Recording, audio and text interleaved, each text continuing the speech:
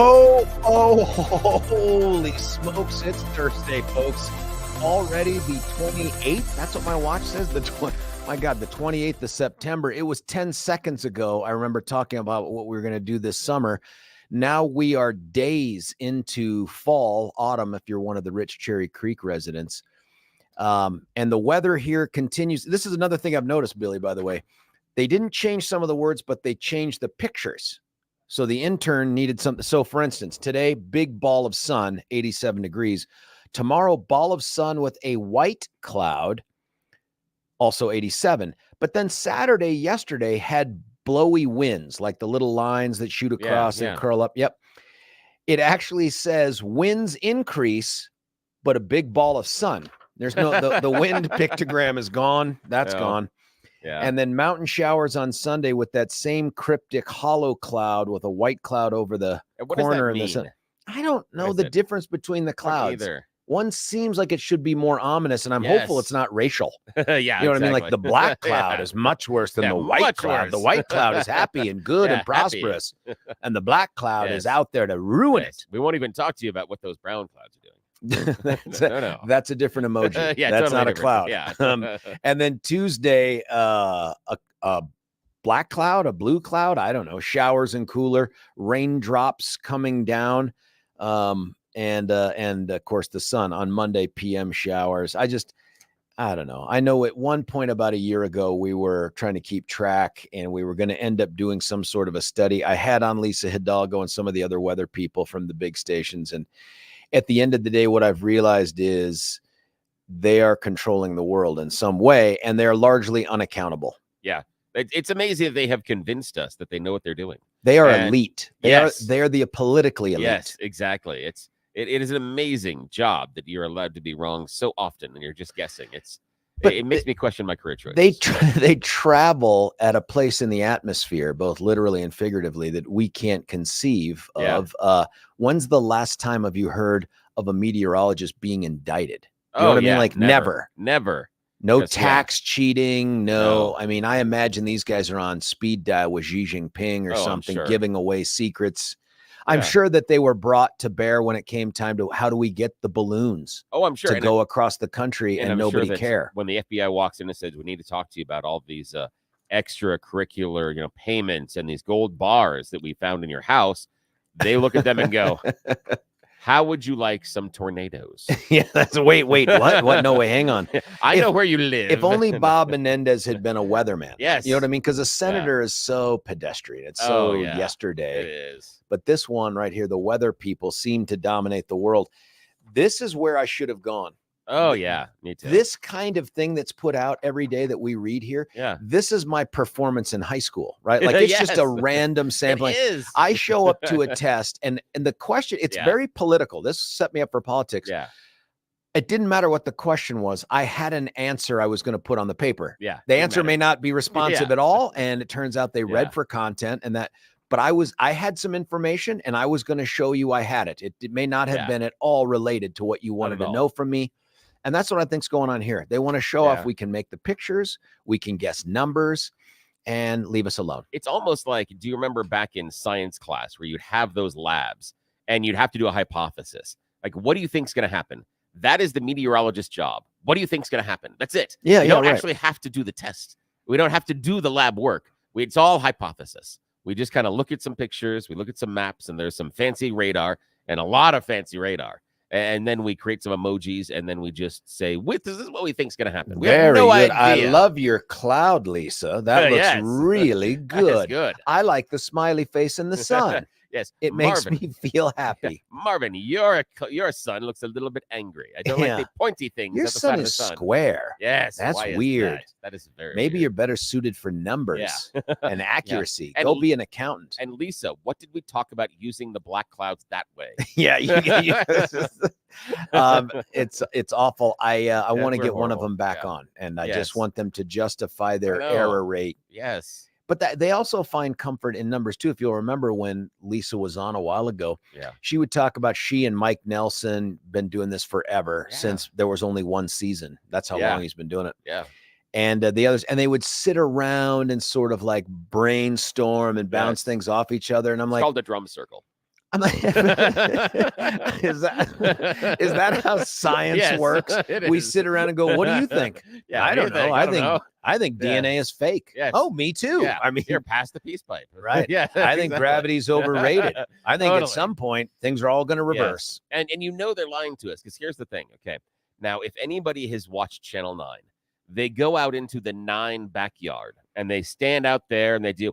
Have you driven around the building? Oh yeah, many There's times. no backyard. Many times. There is no backyard. So you know they're lying to you just on the face of it. Because if you've ever been in the vicinity. Is it the front area there where they do that little thing with the no, it's some sort of like Doctor Who TARDIS thing where they step through a door and it's a different dimension. I think you're right. That I have no idea where it is, but there's it's no a backyard. manicured courtyard of some kind that's in there. That nobody else gets to see. Only the weather people.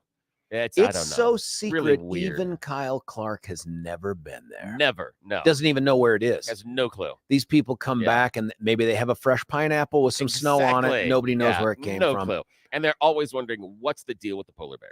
That's a lost reference. Sorry. That is a lost reference. Yeah. Sorry about that. There's also some rejuvenate. Yes. Easy for you to say. Sound it out for me. Sure, that's good. Man, I am having a Biden-like stroke on air. Good Lord. Someone get Pete in here to recover here. But there must be some properties like that there because Kathy Sabin looks largely ageless. Like she steps on there and comes back 5 years younger every time she goes out there. The TARDIS. That's part of it. It's like something that's like it's like Mike Nelson never ages either. Yeah, what's up with that? But for him, it's gummies. Oh, it is. Yes. That's different. He will come right out and tell you. But with Kathy, she and her husband have a super great son who used to be on my son's baseball team. Yeah. And just the nicest people. Is he better than your son now or worse? I think he was better back then, and I imagine he's better now. But he was just such a nice kid. That was his sport, and I think it may still be. But they were the nicest people, and it almost makes it worse because, like, you want the beautiful and the rich and the famous in some way to be flawed in some way, like where you're like, what? Nope. They're both just such nice freaking people. We always wanted to have that video of either Willard Scott or Al Roker, cursing and throwing things. Yeah. You get the Bill O'Reilly. Yeah, screw it. We'll do it live. But you never get the Al Roker. Fine. You will do the thunderstorm if you want the thunderstorm, Richard. I want a clip of Willard Scott bouncing a half-smoked cigarette off of someone's chest. Like, bam. I say tornado, bitch. Yes, exactly. Bam. You know what I mean? Like, bang. Or walking down and putting the cigarette out on the top of a homeless man's head. Or dropping it in Katie Couric's coffee cup. Yes, exactly. Hold on, Katie. I got to go do the real news. Yes. Matt, try not to grope anyone. How do you like this low pressure system? Don't anyone light any candles over here by the green screen. Yeah, exactly. Whoa. Gonna turn into a flash fire. Should not have had the extra chalupa. I know. I don't know anymore. I just had a moment where I was very Lincoln-esque. I rose out of my body to get over and watch what we're doing and to perceive how others are perceiving it. And I realized we should not be allowed to do this. No, there's just no rhyme or reason to what's going on here. And in some ways, this is the same conversation we'd have had in high school. Yes, exactly. It's just now it's on air and we're not in high school. Not at all. This is ridiculous. Shows our maturity level. Speaking of maturity levels here. Oh, yes. I don't know if you have noticed, but America is in dire straits. Really? I've read some things. There's an election coming up, November of 2024, that could, for many, decide the fate of America. Dun, dun, dun. And to that end, we have a number of people vying to try to right the ship to keep America, America. The Avengers. The Avengers, if you will. Yes. And one of them is a guy we've talked about many, many times here, Donald J. Trump, the former president, and in my opinion, likely nominee coming up here next year. But there's also a bunch of people, 7 of them, who took to a stage yesterday out there at the Reagan Library in Simi Valley, California, to have a very serious conversation about the very serious issues plaguing America and how they would address them as president. Billy, I think you may have a clip. whose president just last week Vivek, was if you hailing a let Nazi in Putin his own have ranks. Ukraine, that's a green light to The China answer is to take Taiwan. we need a Peace reasonable comes plan through to strength. We need a reasonable plan to peace. Governor Christie. The Communist Party of China is the real enemy. Governor Christie. Governor Christie. President Biden's first two. That's just a small taste of what you may have missed yesterday. If I could have thought of it at the time, and I couldn't because my brain was occupied elsewhere, I would have told Billy to cue up Rossini's entry of the Gladiators, because that's that music you know better as exactly. That there were moments of that debate last night that I just thought, so this is it, huh? This is the best of the best. This is what America has to offer. And all of a sudden it made Trump skipping also seem smart. Like I am certain he's not doing it because it can't help him. He can't get higher approval ratings than he has right now versus those people. They can only go down. But maybe the other thing is, dude just avoided this verbal food fight that took place from time to time. And my takeaway was the one winner last night was Trump, because he just simply wasn't there. And it was weird. There are some weird things in the back and forth, and I'm torn on letting the people respond if they're mentioned in somebody else's answer. I understand why you want to do it, but I've grown tired of the I'm going to interrupt you in the middle of your answer response. I'm tired of that. I just kind of think that maybe you should let the person finish. And then, but I understand why that you want to jump in, because everyone's making a speech. We need the Ross Perot. We need that. Can I finish? Can I finish? Yeah. You don't let me finish? Can I finish? Can I finish? Yeah. We need that as a ringtone that someone can just summon, you know, when Vivek jumps all over them. Can I finish? Vivek, can I finish? I got some words I want to speak, and it's my time. Can I finish? Vivek seemed to want to jump into everything. That's not uncommon if you look at what happened in the first one. We're going to talk about this, and I definitely want to get listeners' input on this, because, and I'm not going to share with you my conclusion as to who won or who lost. I really do want to hear what people who watched it thought. I couldn't watch it live, had other things going on, had a bunch of kids stuff running around doing this, that, and the other. And then I got stuck having to make dinner, which is a process that, according to the HelloFresh card, should have taken only 20 minutes. And turns out they're liars. Much longer. It presupposes you know where certain things are. Oh, you know what I mean? Like the oven. Like the oven, or a certain pot, or something like olive oil. Or cooking oil or something. Like if you don't know where those things are, you have to build that time in. It should have two numbers. It should have 20 if you know what you're doing, 60 for everyone else. I like the fact that sometimes you get those recipes and you're working your way down there, and then part of it is like, and fresh goat's milk from a farm in which the goats are. Wait a minute, hang on here. Wait, where am I going to find this? The good news is HelloFresh gives you just about everything. Except some concept of what medium low is. You know, or medium. That is going to be dependent upon your oven and your stovetop as well. Listen, because the numbers are going to be different from one stovetop to the next. So someone's 5 could be somebody else's 7, which could be somebody else's 4. So that's going to be different. And also the size of the burner and the size of the pot. Well, there's another good one. Yeah, because heat transfer will change based on the type of pot you're using and the size. See, they don't put that on the card. No, they don't tell you that. No. There's also the sad occasion of when you realize you've used one of the meat products that came separate from the bag for some other thing. You used it somewhere else. And now your hamburgers are going to have to be either pork burgers or some sort of turkey. And you're like, oh man, damn it. You know, like, what have I done? Yeah. And then pork will hold.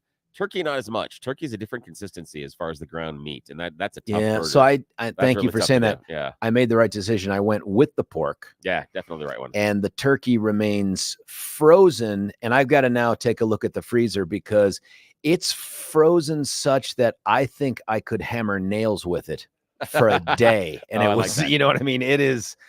Yeah, it's some chicken breasts like that last week. Yeah, so you pick them up and you look at them, and you're like, even after they thawed, I'm not eating this. No, right. There's no way. Right. There's a lot wrong going on. There's some colors in there I don't think are natural. No, but we're going to talk about the debates. We have plenty more sound to play. There's a lot of other things that have gone on in the news, and I'm just going to tease you with some of them if you didn't know this.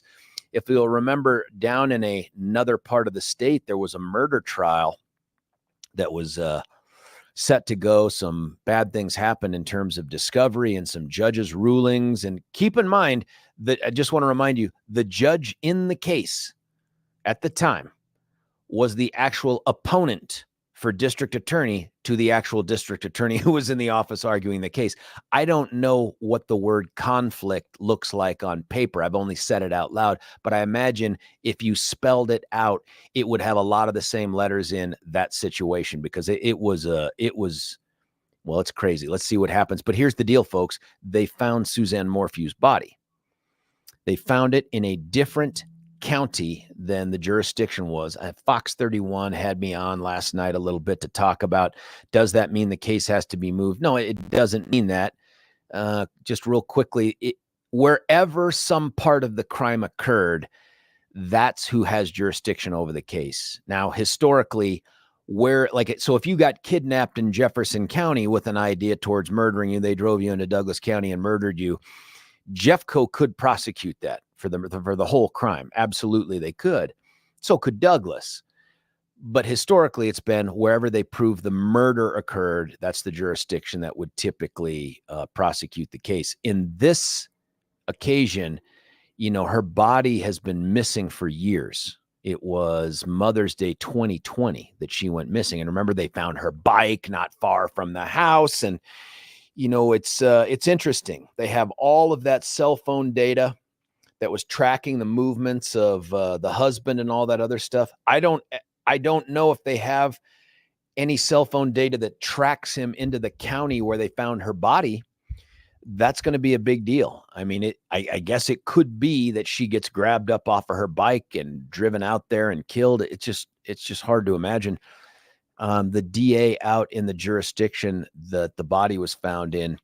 Another interesting case that we've talked about here. Ann Kelly is the DA. Ann worked for me when I was the DA 100 years ago. She then left. She went to Boulder, where she did great work. And then Governor Polis appointed her to be the DA in a place she doesn't live, which she's moved to now, because if you'll remember, Alonzo Payne was the DA that was there that had his license to practice revoked because of all the and he's being sued because of all the violations of the Victims' Rights Act and all this other stuff. So a lot of gong show stuff going on out there, but maybe, just maybe, it's settling down. So we've got Suzanne Morphew's body. That should lead to, my hope is, the kind of evidence we need to try to figure out who actually murdered her. If it's the husband, great. If it's not, great. Let's go find the person that did it and hold them accountable. That's a big one. The other one we'll talk about a little bit later too is King Soopers, mass murderer, was in court yesterday, and the sides were debating and haggling over whether or not he's competent to stand trial. As you can imagine, there is no universe in which the defense will ever concede their client was competent or sane in that case, because the evidence is so overwhelming of his guilt in the absence of those things. They're just trying to delay the inevitable and create appellate issues for future appeals. George, there was something interesting, and I have it in the news that I was reading during that the wrap on that one. One of the things that was admitted in court, and I didn't get into the details as to who, but they talked about how the King Soopers shooter was hallucinating that day.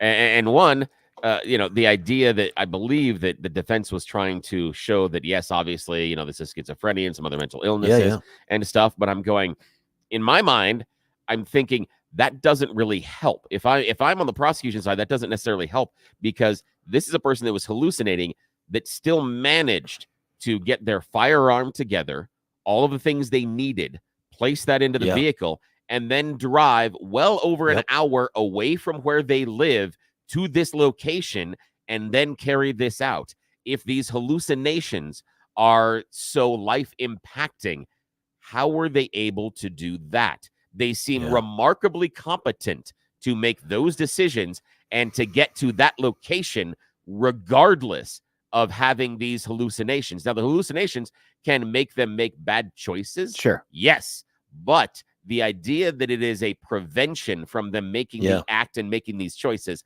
I disagree with. I don't think that's a strong in thing. the thing you read or saw, did they describe what the hallucination was? I didn't get that far into it. Yeah, and I'm not sure. There are hallucinations that are audible. There are other kinds of hallucinations that you can have things that you see that aren't there. The hallucination itself is evidence, maybe at most, of something called a delusion. And the Diagnostic Statistical Manual 5 defines delusion as a fixed false belief in something, even in the face of contrary actual evidence. So if this guy thought that, hey, these people are attacking me, that might be a delusion that provides him a legal justification to get out from under the murders.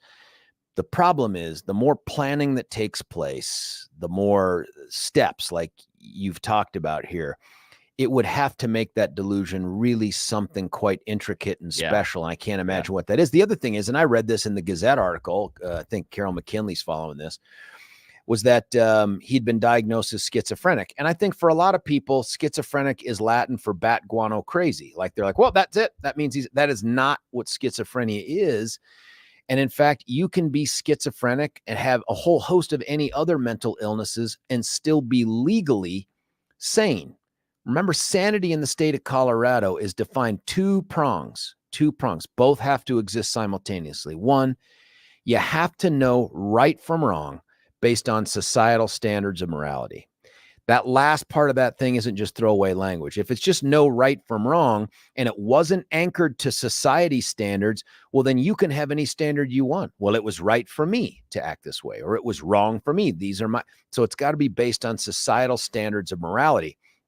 The other prong is you have to be able to form the culpable mental state. And in this case, I think the two charges would be extreme indifference and with intent after deliberation. If you can do those two things, those two prongs, if they can be proven beyond a reasonable doubt, doesn't matter if you have schizophrenia, doesn't matter if you've had a hallucination. Those things are evidence that you might not, but they're not, they don't predispose, I think, to a conclusion that, hey, you're insane. Remember, competence, by the way, has nothing to do with those things. They may be overlapping, competence and insanity, but competence is just merely, can you understand the charges against you and the process and meaningfully participate with your attorney in it if you choose. That's it. That's all competence is. And it's for that moment in time. You could have been competent back at the time of the crime, but if you're not competent when you're in court, case can't move forward. Conversely, sanity has nothing to do about what's going on right now between your ears. It's what went on at the time you committed the crime. So you could be completely sane right now because of, I don't know, therapy, drugs, or whatever. But if you were insane at the time you committed the crime, that's what matters. So in a Venn diagram, it's not a perfect eclipse, but there's much more like the MasterCard logo than anything else. That is crazy. That is, and speaking of no crazy, pun intended. Yeah, hello. That's interesting. I hadn't, I was trying to wrap my head around the idea of, how you get that line between, okay, they're delusional, schizophrenic, but then can still hold the concept of taking their actions and being responsible for their actions. That was the one that I kept looking at is, okay, the guy's delusional, but he's obviously taking these actions. And it would be difficult for me to think that, is this delusion so overwhelming that it envelops his entire world? And if it does, do we have any other instances of that? Well, it envelops his entire world as too high of a standard under the law. So for instance, if this guy thought that all the people inside the King Supers were Satan's spawn and they had inhabited the bodies of these people, and if he did not end them right now, they were going to go out and commit grave acts of evil. If he sincerely believed that because of some mental illness or defect, we don't treat that as murder. But if his delusions do not deprive him of the ability to know that he is murdering another human being, that he is killing them with intent after deliberation, then whatever his other delusions are, like, I think I'm Superman. Well, it doesn't matter. If you know you're killing another human being and it isn't in self-defense or defense of others, you on the hook. That's just how it is. That makes sense. I like that. I like that explanation. Yeah, that makes a lot of sense. We can talk about this too. I love the crime stuff, as you know, for I don't know, a couple of reasons I brushed up against it during my career. But we're going to cut away for a break so we can come back and do the good stuff. We're going to hear the actual news of the day through the Thorpe Report. And then when we come back after that break, then we're going to do the good stuff, the really good stuff, which is You Choose the News. Stick around. George Brauchler on the George Show, 710 KNUS. Why should you buy your next vehicle at Castle Rock Chrysler, Dodge, Jeep, and Ram? We make car shopping easy. We have a huge inventory of new and pre-owned vehicles. We can even custom order. We make it easy. Easy financing, friendly staff. And when it comes to quality service, our expert technicians keep your vehicle in top shape. Visit us today off of Highway 25 and Plum Creek, or shop online at castlerockcbjr.com. Castle Rock Chrysler, Dodge, Jeep, and Ram. Car shopping made easy. Want to take your favorite radio station wherever you go? Well, now there's an app for that. No matter where you are, stream your favorite shows. Tap the app to listen to podcasts. Talk back to your favorite local hosts. At the tone, leave a message. Call the show. Set your alarm. Enter contests and win prizes. All in the palm of your hand. Available now for iOS and Android devices in the App Store or Google Play. And best of all, it's free. Download today.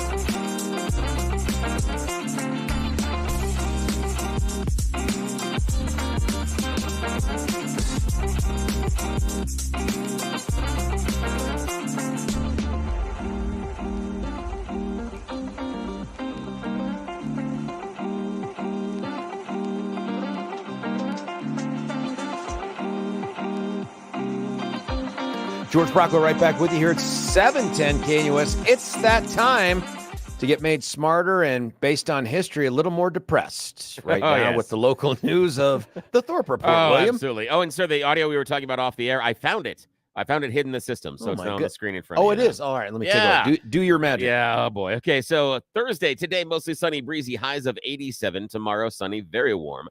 Highs of 86 and highs of 87 and 85 over the weekend. And, of course, because we've got those nice I was going to say something wrong there about the clouds on the weather report, but I'm not going to do that. The remains of Suzanne Morphews we're talking about, reported missing in May of 2020 out of Chaffee County, have been found in Saguache County. According to the Colorado Bureau of Investigation, human remains discovered during a search in connection with an unrelated investigation around September 22nd in the town of Moffett.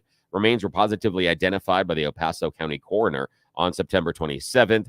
Family has been notified, and Moffitt's about 45 miles away from the Maysville area where Suzanne was last seen. And as George pointed out, very interesting. The Aurora Police Department is asking for your help locating the vehicle of a person of interest possibly connected to a double homicide. Omar Williams, 25, and Kajon Mays, 27, found unresponsive in an alley between Fulton and Galena Streets, just north of East 22nd Avenue, around 7 a.m. August 19th, later pronounced dead. Aurora police believe that both were shot to death earlier in the morning and then dumped in that alley. Investigators said they've exhausted all their leads and in the case, and they're turning to you and I for help. They identified Williams' vehicle as a 2016 Dodge Journey, Colorado license plate BSC 099 as the vehicle of interest. So if you see that out in the streets, give the police a call. Human remains found in Kiowa County on September 20th and have been identified as 2 women from Kansas and a suspect now in custody. Colorado Bureau of Investigation said the Kiowa County Coroner's Office confirmed the remains belong to Linda Estrada, 44, and Amy Ford, 39, of Emporia, Kansas, southwest of Topeka. Arrest warrant was issued for a suspect in the case, a 36-year-old Philip Lorenzi. He's currently being held at a jail in Emporia on unrelated charges. A man and a dog were found dead in a camper fire overnight on Wednesday in Red Feather Lakes. Yeah. Dispatchers received reports of a possible explosion and visible flames near Piney Knolls Drive just after midnight. First responders arrived, found a small camper on a private residential lot fully engulfed in flames. They were able to approach the camper. They found a man and his dog had passed away inside. Oh, boy. Yeah, not good. A Gilpin County Sheriff's Office deputy has been fired. Was fired on September 14th after an internal affairs investigation found that he violated the agency's use of force, mobile recording, and other policies, including the mission of the office. Deputy Flip Perry was under investigation for allegedly using too much force after he slammed an arrestee into a car and then shared the body camera footage. Gilpin County Sheriff's Office said that Perry's actions were extremely disappointing and affected the faith and the community had in the agency. Also, testimony shared yesterday during a restoration hearing. We talked about it in Boulder, that a forensic psychologist who performed a competency hearing evaluation on the Safeway or the King Super shooter said he experienced hallucinations on the day of the attack, and the psychologist said in her testimony that what the Boulder District Court said that told he brought guns to commit a mass shooting and planned to attempt suicide by cop. So that was kind of, they said that he had told that to investigators. Also, most wanted fugitive in the Colorado Bureau of Investigation's list wanted of sex offenses was taken into custody earlier in the week. CBI said their investigators recently tracked down David Joseph Mack's whereabouts, arrested him with the help of Jefferson County. He's 57, previously convicted of attempted sexual assault on a child and wanted by the El Paso County Sheriff's Office after he did not register as a sex offender. And finally, a 63-year-old man was arrested for allegedly shooting a juvenile who was riding an ATV in Pueblo West. The juvenile was shot in the chest on June 18th while riding on a property near the area of Platteville Boulevard and Littleton Drive, taken to a Denver hospital for treatment, still recovering. The 10th Judicial District Attorney's Office has charged 63-year-old John Kovacic with second-degree assault, felony menacing, and arrested Monday and booked into the Pueblo County jail. Hold on. Yeah. You know what words you didn't hear in there? No, what? Attempted murder. Oh, yes. How do you shoot someone in the chest and get charged with assault? Yeah, that's true. When you're shooting someone in the chest, it feels like you want them to die. That makes me reconsider, my personal ownership or at least carrying of guns outside of the home. Because if I can get away with just assault, I might be a little more trigger happy. I know. If you shoot someone in the knee, that feels like assault. You shoot someone in the chest. Yeah. You're sending a different message with your bullet. Yeah, even then. What about like the shoulder? Can I get away with the shoulder? Is that still assault? If you could prove that you're that good of a shot that you're just, you're shooting to wound and to disable. But I mean, you shoot in the chest, and a kid on an ATV, like, it was a warning shot. Yes. Was it? Yeah, it's a warning shot. What were you warning him? Hey, Yes. this bullet's about to hit you in the Yes, chest. I'm warning you. This is going to hurt even more on the second Yeah, shot. because it actually came with the bullet. That message. That's oh, geez, that's weird. I didn't even think about that. Yeah, that it's assault now. Yeah. Meanwhile, and I want to cut away to give us ample time. There was also another day of testimony. Yeah, I was curious in about the that. Elijah McClain case. Guess who was on the stand virtually the whole day? Who? Friend of the show, all-round superstar, had been in this studio just about a week or so ago. Deputy Chief of Police for Boulder, Steve Redfern. Oh, wow. He had been the acting chief for a period of time out in Aurora. He had also been a guy that oversaw some of the training and all this other stuff. So the prosecutors brought him in to talk about, in general terms, training for, use of force and suspicion and all this other stuff. The defense, man, he was on there for a long time, and I kept having to dip in and dip out because of different Zoom calls and other obligations. But he was on the stand almost the whole dang day. Ouch, and then the defense tried to get into some questions about his opinions on some of these things that the judge later sustained objections by the prosecution, saying, hey, this was outside of his area of expertise. I don't know if it was or it wasn't. I know that there was also some fireworks where it looks like one of the prosecution's expert toxicologists may have added some information into a only recently revealed report. When that happens in trial, of course, instantly the defense is like, I want a mistrial. Yeah. I don't think that's going to happen. Warner seems pretty stoic and staid in the way he's been dealing with this. I keep waiting for him to lose his mind. He ended up, and this becomes part of the caption for the story out of the Gazette, he ends up describing the slow-moving case as a mammoth caught in La Brea. He's like, you guys need to figure out how to work more efficiently, because a case that was set to go 3 to 4 weeks, I don't know what kind of pace they thought they were setting. It ain't happening. Oh, geez. It's not happening. So they've been in trial now for, opening statements were a week ago yesterday. Yeah. And I can't tell you how many, maybe they've gotten through 10 witnesses. I don't know, something like that. Some That's are big, but very interesting. There's some other rulings that took place yesterday outside the presence of the jury that I thought were interesting. They ended the day on an interesting objection by Harvey Steinberg, where he said that, I missed this part of the case, where apparently something happened where the judge kept telling the other defense attorney, so these guys were at odds over this, telling the other defense attorney, if you keep going there, I'm going to end up instructing the jury as to what reasonable suspicion is and how it should be, blah, blah, blah. Apparently something happened, and he did that. And then Harvey stood up and said, Judge, you instructed the jury. That instruction works counter to my client, and you never gave me a chance to make a record. You never asked my opinion on it. You just did it. And now here we are stuck with this thing, and it doesn't apply to my client. And all this. And I thought, oh, this is so interesting. And I thought, man, maybe this is where Judge Warner starts to show a little emotion here and frustration. Nope.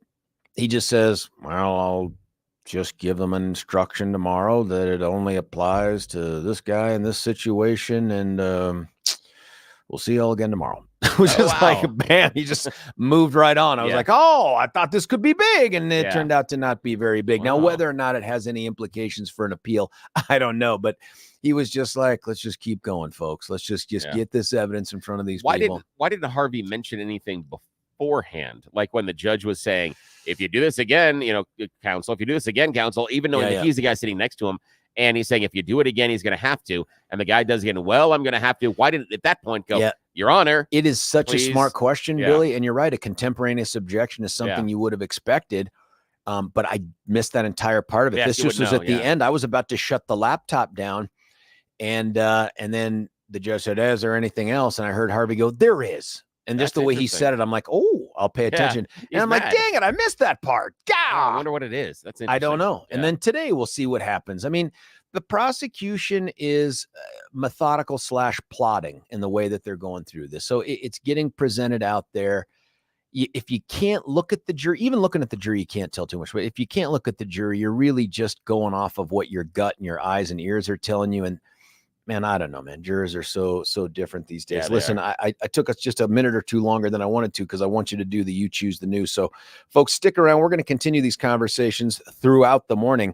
But up next, You Choose the News. That's the good stuff. It's George Brauchler on The George Show, 710 KNUS.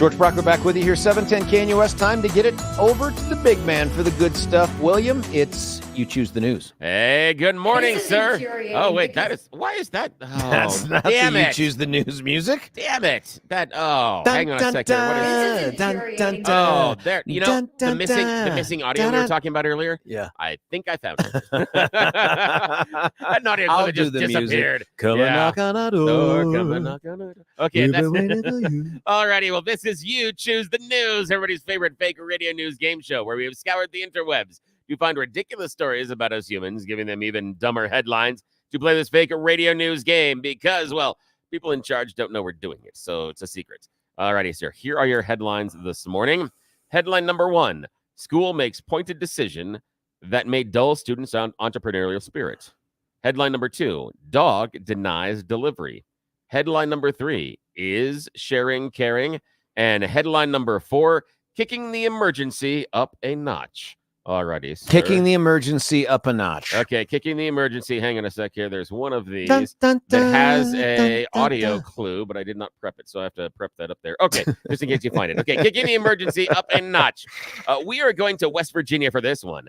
A man is being charged for falsely reporting an incident after he got lost in the woods. See, 47-year-old Christian Lenhart of Brecksville, Ohio, got lost one day hiking in the woods, and he figured, well, I'm just an ordinary bloke lost here with all the trees and the squirrels like in a Disney movie. No one's really going to care. How can I make this a real emergency? Well, he promptly dialed the West Virginia State Police and said, help, bear attack. I'm being attacked by a bear. And so they rushed very quickly to try and find him as far as where he was. So now he's being charged with the fact that, dude, you can't report a fake bear attack just to make us find you faster. But again, A for effort. I appreciate that he thought about that. Yes. Alrighty, next choice. School makes pointed decision that made dull students' entrepreneurial spirit. Dog denies delivery, or is sharing caring? Is sharing caring? Is sharing caring? That at least is a question of a former Spirit Halloween employee that says maybe next time you are shopping, you should be very careful about exactly what is being shared. We now go to the video. After working there, I don't think I'm going to ever purchase anything from there ever again, except for like maybe accessories. But like the masks, I was not getting paid to disinfect masks. I had people in line at all times. So I wasn't going to like, oh, I'm just going to go disinfect the masks for fun. No. And you know what's crazy? A mask would be worn by like minimum 5 people a day before it was bought. God, And I'm telling you, yummy. these kids come into the store and they put a mask on and they wander for like hours in these masks, in these Halloween masks, and they get their snot in there. They Oh, sneeze, what? they cough, they Yeah, laugh, little they kids. talk, and you assume, oh, they're gonna buy it. No, they just put it back. And then another kid comes along and does the same thing in the same mask. Oh. So I didn't want to lose my job back then, but now I don't care because I don't work there. So I like that. I don't want to like lose the that. job I don't have Yeah, anymore. Exactly. I don't care. I love that ending there. So yeah, she said, Oh. yeah, if you're going shopping Spirit Halloween, maybe you don't try on the mask. Or bring your own disinfectant fire. Or Exactly. something. Oh, And I have to. I didn't even think of that. I Who's saw it this walking morning. around in a mask in a store for hours, The by the children. way, The that children. isn't planning on committing a The- crime? The little kids. Yeah, so that's it. Oh, So the God. idea is that, and they are germ factories. So then you bring your other little hard nose pass. goblin in, and Oh. he, yeah. I'm shuddering. I know. Alrighty, next choice, sir. And your final choice this morning. Dog denies delivery, or school makes pointed decision that made dull students' entrepreneurial spirit. Let's go with man's best friend. All right. Dog denies delivery. A worker at a local grocery store was tragically killed recently while doing their job. According to reports, 39-year-old Larry Lawrence of Queen City was shot as he was delivering groceries. It's one of those things where you order your groceries beforehand, pull into the parking lot, and then tell them you're here, and they come on out, and they put the groceries in the back of your car. Well, that was a shooting. Unfortunately, this happened on Friday, September 22nd. It was in the parking lot of Crump's Food Store. That's located at the 700 block of West Houston Street. What happened is that while Mr. Lawrence was putting the groceries in the back of the car, the family dog decided no, and promptly shot the man. What? Yes, they had a loaded .22 rifle in the back of the car, and when the dog saw the person trying to put the groceries in, the dog became agitated, stepped on the gun, pulling the trigger, Oh, no. shot the guy in the chest and killed him. Oh, what? Yes. That's just an assault in Pueblo. Yes, exactly. But killed him. Also, by the way, better than a trunk monkey. Yeah, Do you remember that? I love the trunk monkey. But I think it's great that you're just delivering the groceries. You're putting them in the garage and boom, and you're that's dead. horrible. Yeah, it is horrible. All Where was right. that? Chicago? I don't know. Gotta It's be, over there. right? It's out of the Even reach the now. It's animals over shoot here. you in Chicago. It's way over here. I can't reach it. Listen, folks, we have somehow figured out a way to run out of FCC time. Stick around. Let's talk debate with you, George Brauchler, 710 KNUS.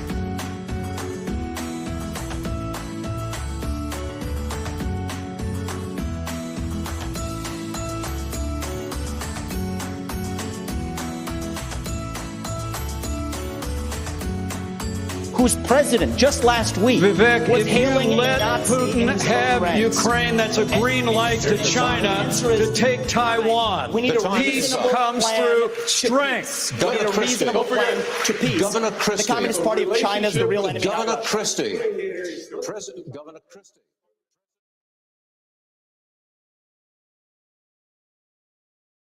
That was the only time in the Republican debate last night, hosted by Fox News, held at the Reagan Library in Simi Valley, that they ever talked over each other.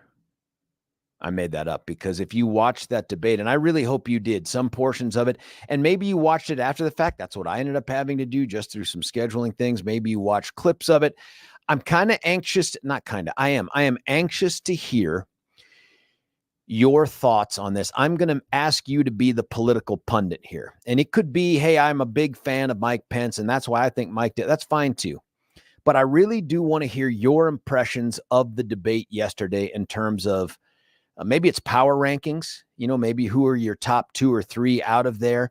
And then I'd love to know how you think this will or will not affect the Trump run for the nomination, because at this point there's so much daylight between his campaign and everyone else's. It's just hard to know how to value this.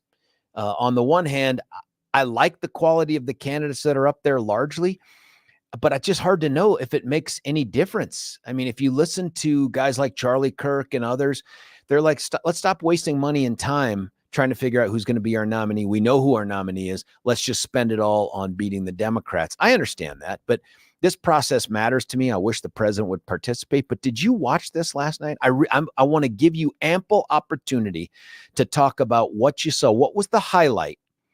What was the low light? 303-696-1971. Call in, text in. I'm just anxious to try to understand here how everyone else perceived this, because for me, it was different. Do you know what I mean? I'll give you one example. Just evaluating the moderators. I thought it was a gong show. I thought the moderators lost control early. Some of the things that they did, I thought were completely unnecessary. The tone that Dana Perino took, and I'm a Dana Perino fan. I mean, she's a Colorado kid. Billy and Dana dated for months, or no, it's not dated, but I think that they knew each other in school or something like that. Billy had debated her over something like the existence of God, and Billy won, said there was no God. No, I'm kidding. I just thought I thought this was Dana's worst performance by far on the debate stage, or at least as the moderator, because she's done others, and I thought she's been really, really effective. I thought yesterday some of the tone, at one point they had gone 15 minutes without hearing from Doug Burgum, and they were asking questions about things like energy policy and a bunch of other things. And Burgum, can hear off camera, says, as the only governor of an energy producing state, I'd like to answer that. May I? And Dana Perino just shoots back, no, you can't. Governor Haley. Just wanted to, I don't know. It was just the whole attitude and the control. In my mind, they needed to cut off every single microphone that wasn't the person answering the question, and never, ever acknowledge the other people trying to step over them. Never, ever acknowledge it. And at some point, they need trapdoors. I just feel like that would, if you talk over your time by a couple seconds, they cut your mic. You talk over your time by 5 or more seconds, a trapdoor opens, you're done for the evening. It feels like that would make it far more entertaining. People like Vivek would have been gone early in the process. Chris Christie, he's gone over his time. I don't know. I thought the moderators had lost control early, and rarely did they get a chance to get it back. So that's my sense of it. But what do you think about the candidates? Who did well? What was the highlight of this debate for you? 303-696-1971. Coming out of the last debate, if you'll recall, the two names that everyone was talking about, in my opinion, were Nikki Haley and Vivek Billy Blaze Ramaswamy. Now, I didn't go back through the transcript yesterday to see what Billy Blaze came up with for new ideas. Other than that, we were going to simply reinterpret the 14th Amendment. And as an attorney, he knows that's a hard one. You can't just show up and say, I've decreed, but he wants to reinterpret the 14th Amendment. And I get why, because legitimately, if you were to take away birthright citizenship, it would have some type of an impact in disincentivizing folks from coming over the border the way they do. Not everybody, certainly not everybody, but a bunch of folks would. Here's another, I don't know if it's a highlight of the debate, but at one point Vivek is talking about TikTok. And it's got to be interesting because for Nikki and the others listening, because they know that Vivek apparently wants to make sweet love to China. This is the guy that has said, I will ensure that China knows that Taiwan is off the table until 2028. And then after I'm reelected, we will stop defending them. Once we have moved the entire chip-making universe out of Taiwan to the United States, they can have Taiwan. So there's already the sense that Vivek loves him some Chinese. I don't know if it's for the campaign or some future business endeavors. I don't know what it is, but dude loves him some Chinese. So the question comes up about TikTok and how bad it is for kids. And it has access. It gives, access to private information, to the Chi-Coms and all this other stuff. Vivek gives some answer. Vivek does. And I don't have that clip, but Vivek gives some answer where he's talking about, I will meet the voters where they are. And the kids that are on the TikTok, I don't think you should allow young children to be on it. But beyond that, I will use that platform to all this other stuff. And when he gets done, Nikki Haley, and what movie was this where there is a clip like this, Billy? I should have asked you to find the one where the guy says, here, let me play Haley's clip first, and then I'll tell you what it is. I honestly, every time I hear you, I feel a little bit dumber for what you say. That's Nikki Haley talking about Vivek. Very dismissive, perhaps disrespectful. I don't know. It got a teeny tiny little bit of a laugh, but man, that's a gutsy punch. But there was that clip, Billy, from the movies where somebody gives an answer on a trivia question. You remember this? And the guy says, that answer is not just wrong, but it is one of the stupidest things ever uttered. Do you know what I mean? We are all dumber for having listened to it. And something like, may God have mercy on your soul, or something like, I can't remember the whole clip. That was what Nikki Haley was channeling with Vivek Ramaswamy last night. And so she throws a blow. Here's what was also interesting to me. I've got friends that text me, hey, are you watching? Are you doing all this other stuff? And then I go on to social. What's that? Billy Madison, please tell me you have that clip to play. Yeah, see if you can find it. But even on social media, I guess the differing views as to who did well, it's really telling. There's no clear winner in my mind. Listen, if you go to Drudge right now, they have a Drudge poll. All you have to do is vote to get to see the results. And here's what it says. This is completely unscientific, but out of about 68,000 votes, Nikki Haley has 37% for who won the second Republican debate. The next closest is Ron DeSantis with 21%, Vivek with 18%, Chris Christie at 14%. Very interesting. And by the way, Billy, now 6 people have texted in Billy Madison, exclamation point, Billy Madison. Thank you. I love you guys for making us smarter on this. I want to find that clip because it was the Nikki Haley. You have it? This was who Nikki Haley was channeling. This is Nikki Haley's response to VR last night on the stage.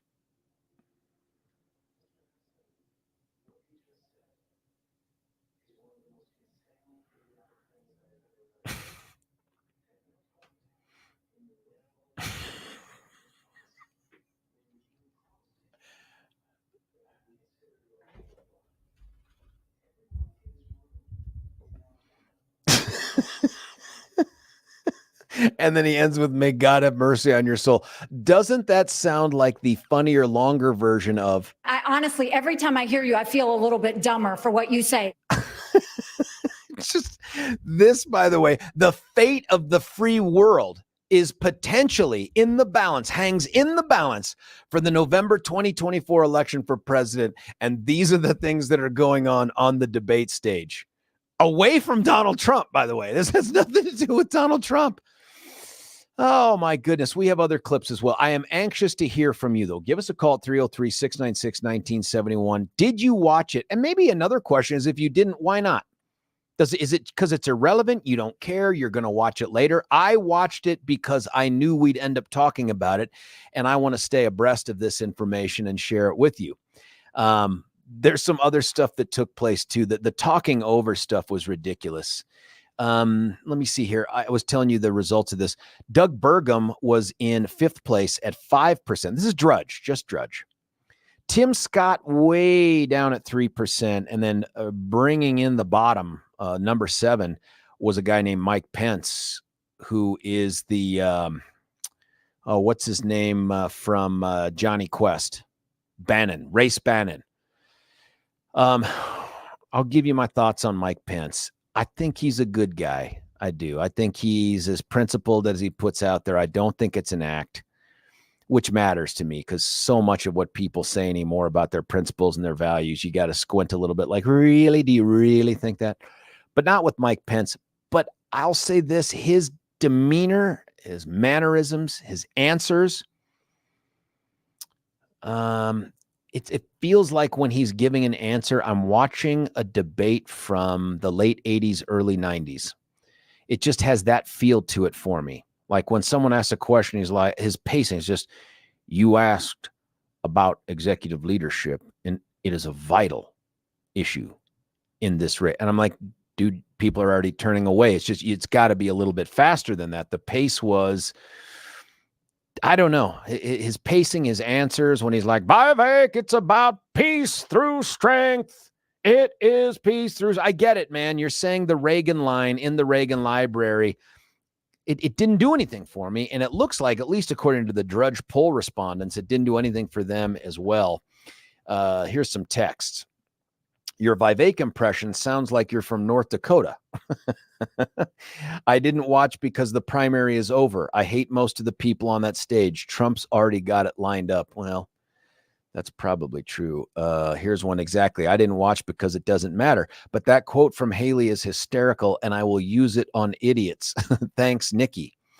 Haley was good, but not as good as the first night. I like that she had the goods on Tim Scott when he tried starting, and she had stats when talking about kids and education. I thought Nikki was really well prepared also. And at one point, Tim Scott, oh man, I wish we had that clip, Billy. I should have told you about that one. But there is a clip where the South Carolina feud shows up on stage. Tim Scott is now starting to question Nikki Haley about drapes. Drapes, $50,000 in drapes that got installed in her ambassador offices or suite or whatever the hell it is that you call the ambassador's place. I don't think it's her home, but I think it's the office. And not the embassy, but $50,000 in drapes. And he's going after her for it. Her response is, at first she looks at Tim Scott and she goes, bring it, Tim. And Tim starts raising it. Tim did not seem, by the way, as eloquent as he had in the past. Like he Kamala Harris'd himself a couple times. Like when he's talking about the money to Ukraine, he says, just like Kamala Harris did, like repeatedly 3 times, it's a loan. It is a loan. And what we're going to find out is 90% of that money was a loan. And I'm like, oh my God, the only thing missing is the importance of the passage of time. I mean, that repeated phrase by Kamala. But he goes on to take on Nikki on the drapes, and her response is, you are misinformed. You don't have the facts. Those were drapes that Obama bought. And then Tim's response is, did you give them back? Did you refuse them? And she's like, did you refuse them? Did you give them back? Because you were in Congress and I'm like, oh, come on, man. This cannot be what this debate is about. If you're getting into the weeds on drapes, and again, $50,000 in drapes, completely offensive, right? A waste of taxpayer money, but not anything like what are the issues of the day on that stage. There was something else that took place here. Let me see. 303-696-1971. Oh, hold on here. Someone's correcting me in the text, which I always love. The emphasis is not on the U in Ukraine. Is it Ukraine? Ukraine. I guess that's too much emphasis, Billy. It's not Ukraine like what you do with your neck. It's Ukraine or something. I feel like I've come a long way because for a lot of my life, it was the Ukraine. And so now I've just dropped the, which of course doesn't actually fit on anything other than 3 different places on the planet. Can you name them? The Vatican, The Hague, and the Bronx. Those are the only 3 I can think of that have the in front of them. More Billy Madison, true. Tim Scott was strong against Vivek. Both should have had a trap door opened under them. That's true too. Oh, another great idea, Billy, shock collars. And you know what? You would only need to see it used once. And that might actually be the test of guts. Like, I want to see Chris Christie continue to talk through the shock, and he would. Like, it would be jolting him, you know what I mean? And he'd be grabbing at his throat, but he'd still be talking. And you, Donald Duck, what you have to do is it has to be on a rheostat so that the charge slowly increases. Oh, really? That's what has to, then you've got some real. So 1 second, it's annoying. Yeah. At 10 seconds. It goes, zzz, and it just kind of ramps up the voltage. Did you say and grapes? Yeah. Mark just handed me, it's not $50,000 in grapes. Was it really grapes, Mark? The grapes? $50,000 in That's a lot of grapes. Folks, this is the kind of production support we get here. If you're looking at the Rumble or the YouTubes, that is fantastic. I'm trying to picture what $50,000 in grapes looks like. It's a vineyard. Yes, you know is. what I mean?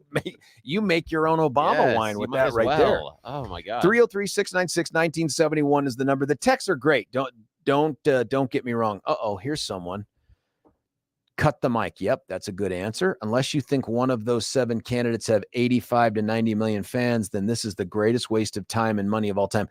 Listen, I know you think it's a waste of time, but to suggest that it's the greatest waste of time and money of all time is insulting to Congress. That is insulting to them. They waste more time and more money by literally trillions than anything that's taken place in the Republican primary. And then, of course, I get Alexa, what the hell kind of picture is this? Pretty sunrise, and it's over an emergency room. What's going on? Bill Murray would be the guest host that would shock participants. I think we're coming up with a better debate. No cattle prods. The problem with cattle prods is someone has to be on the other end of that poking them. Who would that be? Maybe you could have like guest prodders or something like that. I mean, you know what? That's not a bad idea. 303-696-1971 is the number. Let me show you another clip right here. This is the big man from Florida, Ron DeSantis. And I want to ask you a question. Once you hear this answer, I've got a question for you that I think is dispositive about this guy becoming president. Governor DeSantis, you haven't spoken, please. The people in Washington are shutting down the American dream with their reckless behavior. They borrowed, they printed, they spent, and now you're paying more for everything. They are the reason for that. They have shut down our national sovereignty by allowing our border to be wide open. So please spare me the crocodile tears for these people. They need to change what's going on. And where's Joe Biden? He's completely missing in action from leadership. And you know who else is missing in action? Donald Trump is missing in action. He should be on this stage tonight. He owes it to you to defend his record where they added $7.8 trillion to the debt. That set the stage for the inflation that we have now. I can tell you this, as governor of Florida, we cut taxes, we ran surpluses, we've paid down over 25% of our state debt, and I vetoed wasteful spending when it came to my desk. And as your president, when they send me a bloating spending bill that's going to cause your prices to go up, I'm going to take out this veto pen and I'm going to send it right back to them. Ilya, you mentioned me in the question. That seems awfully scripted and planned, and that's okay. They all do it at some level. But here's my takeaway from DeSantis. And by the way, I see some postings here from some people I got a ton of respect for. Here's one, will remain nameless, but woman, female Republican. I guess that's all I'd say. Their analysis was DeSantis did pretty well. He played it safe, but had some good points. I think he did well. His best moment, though, was probably the one pushing back on Dana Perino's silliness with voting someone off of the stage. If you haven't seen that, do we have that clip, man? We don't have that clip, but I'll talk about it. But when I listen to Ron DeSantis, and this is happening over time, he cannot be elected president for a ridiculous reason. His voice is too high. I know that sounds stupid. I have no science to back it up. I'm just telling you that we don't have any presidents I can think of other than George Herbert Walker Bush that, I'm going to no new taxes, read my lips. That's the last guy we had that didn't have kind of a baritone voice, a deeper voice, like a Ronald Reagan, even Bill Clinton. I feel your pain, right? Barack Obama. Even George Bush, the second, George H. Bush. But there's something, and Biden and Trump, they both have deeper voices. And I don't mean like Barry White deep. I mean just stereotypically dude deep. Governor DeSantis doesn't have that voice. And I know that sounds ridiculous as an analysis thing. But if you're looking for the little things, the subconscious things that kick around in people's heads, one of them is guy's voice is higher pitched. It sounds different. It doesn't, when it's high pitched like that, it doesn't sound commanding. I don't know how else to describe it. It sounds like something else. Now, you should know that Billy and Mark Crowley and I stood around this morning. Each of us said some words, and I'm convinced any one of us could be president based on that low standard. But Ron DeSantis, I just don't. I mean, take a listen to this, and it just sounds different. Governor DeSantis, you haven't spoken. Please. The people in Washington are shutting down the American dream with their The people in Washington are shutting down the American dream. And that's true. I mean, the substance is all gold. And he's been kicking huge tail in Florida. No question. It's not a question about not liking this guy. I just wonder, is there something to that? Tell me honestly, when you've heard him talk in the past, do you find his voice to be a bit grating? And I know that that's not a substantive review. It's just something. And in this modern era where we're debating a social media platform that nobody could have envisioned back when the guy whose library they were at was president of the United States, that kind of matters. I don't know. It just sounds like it's a little bit higher than everybody else's. Even Chris Christie, who has no chance of winning, even that dude has a much deeper voice. Does that matter? I mean, Billy, your take on it wasn't, I'm getting some text here, agree on the voice, the prop pen. Yep. DeSantis' voice and body language always make it look like he's pleading. This goes to what you were saying, Billy. You said that there's something about his voice. You should just say. Yeah, no, it's just, it's too high in tone. It's too high. It sounds like he's complaining all the time, because when guys start complaining, the tonality rises and it gets into a higher register. So it's like, Susan, when you're doing this, I'm just not. It gets into that, and that's where he sits. He sits in that level a lot of the times. And for doing a lot of voiceover work, they look for the deeper baritone. And the reason being, if you listen to all the male voices that do you need to call this doctor now, and those things, it's a very deep register because it is found to be more trustworthy. And that is what is that true? Yeah, it is. Again, it's psychological. It is only psychological, but psychologically, that deeper resonant baritone reminds us of those authority figures in our life, our father, our grandfather, the teachers, the drill sergeant. Yeah, exactly. The people in your life that were those mentors and the people that shaped you. And it is a psychological bias. But that's why all of the announcers on TV and radio that do the voiceover stuff have very deep voices. And that's the reason. That impression you did, by the way, reminds me of Charlie Day in anything that he's ever done. Yeah. You know what I mean? Yeah. He's got that kind of high pitch. What are you doing? We're killing our bosses. Which in all honesty, that was the fun with with Don Knotts. That was kind of his thing. Mr. Furley on Three's Company. Same thing. And although he had a deep voice, but then it would go high when he was doing his Don Knotts thing. When he got mad. And when he got mad and he was flustered. And that's where DeSantis sits all the time in that register. And it's difficult. There are some people, honestly, that in the realm of talk radio struggle with their delivery, one of which is on the station, the great Mark Levin that we had on earlier this week. There is that dude's voice gets up there. When I start talking about there are focus groups that show inside of media that you have to become accustomed to that as a person that is sampling that doesn't stick around as long as they do in other platforms because of his delivery, because of where the tone of when his the voice rant is. goes high pitched. Yeah. But on the other side, think about Mike Pence. Pence had his own radio show for a while, and you look at that and go, why would I ever listen to that? But you listen to the tone in his voice, and he's got a very deep sounding voice. We need to find a clip of Charlie Day too, because that's here's some other text. It's not the tone, it's a nasally sound. Need to blend the way that Mike Pence speaks with DeSantis and the way he speaks. Maybe that's true. Maybe it does. I'd have to hold on here. I've got the clip. Before we cut away for a break, I'll just play this. And then again, I want you to call in and have the conversation with me. Phone lines are just now starting to get heated up. You can join them at 303-696-1971. Bob and the others, I promise I'll get to you. But just listen to this thing again right here. Governor DeSantis, you haven't spoken, please. The people in Washington are shutting down the American dream with their reckless behavior. They borrowed, they printed. With their reckless behavior. You know who else? Nutty Professor.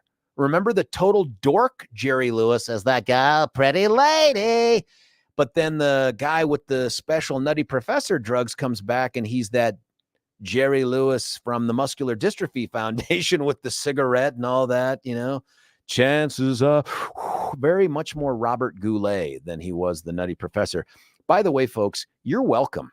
How many other people out there on the radio are throwing around Robert Goulet and Jerry Lewis from the Nutty Professor and the MD?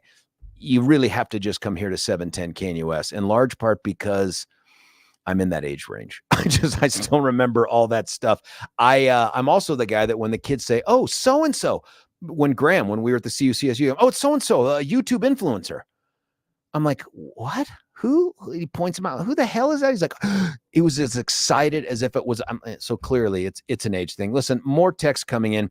I promise to get to the calls. Bob, Tim, everybody else. Who won last night? What do you think about? Is there anything to this DeSantis voice thing too? I'm going to ask you that. I want your opinion on the debate, highlights, lowlights. We've got some more clips to play. Stick around. George Brauchler, 710 KNUS.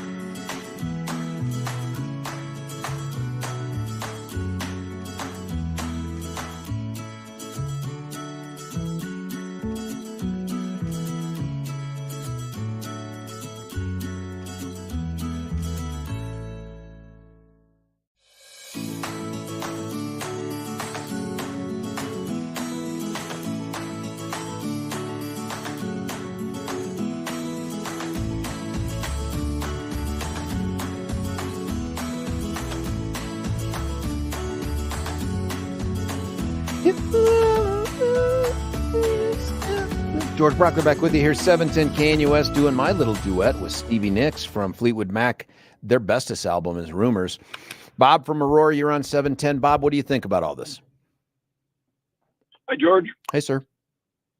I just have to disagree with you a little bit on DeSantis. I think you guys are kind of wrong. I think you've got it. I think you've missed it. I think what I like about the guy is he's got courage, he's got guts, and he's principled.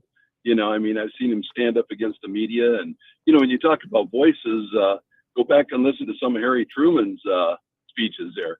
You know, probably didn't have the greatest voice, but he had a lot of guts. He had a lot of courage and principle. And I think that's where DeSantis is. And I think little by little, he's gonna make headway in this race. I really do. Well, a couple thoughts. One, I don't disagree with anything you've said about Ron DeSantis in terms of standing up to the media and taking on the big. I agree with all that stuff, and that's what I preface my comments with. Is this is just such not a substantive critique. It's just one that I've noticed. Your reference to Harry Truman is good in that if you go back and listen to old Harry Truman recordings, his voice was not. You're right, not that deep. But that was also 40s, 50s at best, right? Like it's a completely different universe now. And remember too, Harry Truman, he was sort of the unanticipated, unexpected president. That guy was just a senator from Missouri who found his way into the vice presidency because he was the least offensive pick at the time. And then all of a sudden FDR goes down. And this guy, I mean, this was a profile in courage. He stepped up and did what he did. But I just think it's different. I mean, can you think of a modern president who doesn't have a voice that's in the octave lower than the one that Ron DeSantis is in? And maybe it doesn't matter. I don't know. Yeah, I don't know. I guess maybe I don't think of it. And I'd say 90% of the time, maybe 95% of the time, I agree with you. I like the way you handle your radio show and everything, but just had to call in on that. I think, and you're right about Harry Truman. He kind of accidentally, I don't know if it's accidentally got there. I believe that, we get the right people put in the right place at the right time when they're supposed to be there. And I kind of think that DeSantis may be that man, Do you think he can catch Trump, Bob? You think he can catch him? I think if he stays in there and hangs in there, I think a lot of people are going to see that, hey, you know what, this might be the guy that can do the job for us over the next 8 years. Trump is, and don't get me wrong, I like what Trump did, and I know he's way ahead of the polls, and I like him because he's strong and he stands up strong for America, but I'm not sure that he's going to be able to make that leap on it all. Depends on what happens here in the next, 6 to 8 months, I believe, for Trump. But that's a great point, Bob, this may have less to do with Ron DeSantis or anyone else on this stage than Donald Trump in terms of what happens to him. One other thing that we don't talk about that I've started to notice is this whole thing may be weighing on him and having an impact on his health. Nowhere near what's going on with Joe Biden. Don't get me wrong.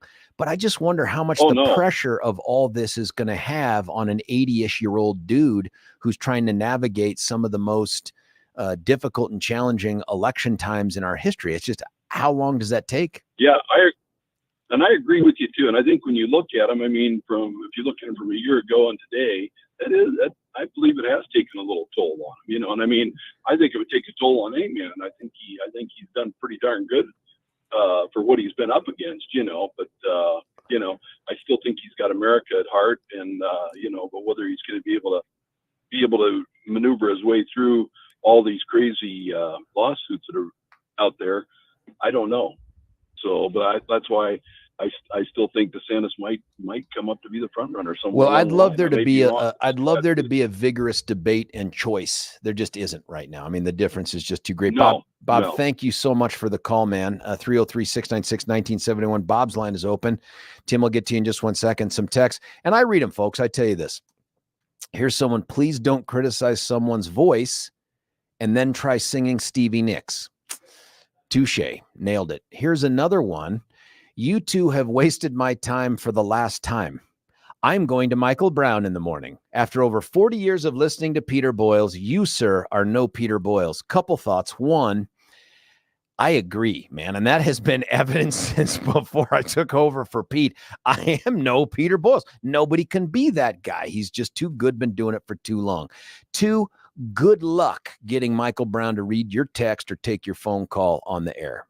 Do what you can to participate in that show, because on this one, you call me right now, I'll put you on. We can have a talk, 303-696-1971. Michael's a friend. I like him very much. He just has a very different show than we have here. My show is about you and your thoughts. But feel free.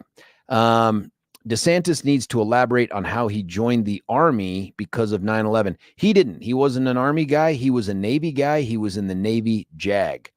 Says when he finished undergrad and enrolled in law school in the time between 9/11 and him joining. I don't know the timing. If that's an issue, I'm certain he'd be willing to answer that. But he's a Navy guy. He didn't join the good one. No, I'm kidding. I don't mean to take shots at the Navy. Actually, I do absolutely mean to take shots at the Navy. But you are still my brothers and sisters out there. It's just not the Army. Last night was the season premiere of the shows Survivor and Amazing Race. I watched both of those over the debate because in the end, there will be a winner. Oh, man, that is quite a blow. Tim, you're on 710 KNUS. Tim, what do you think?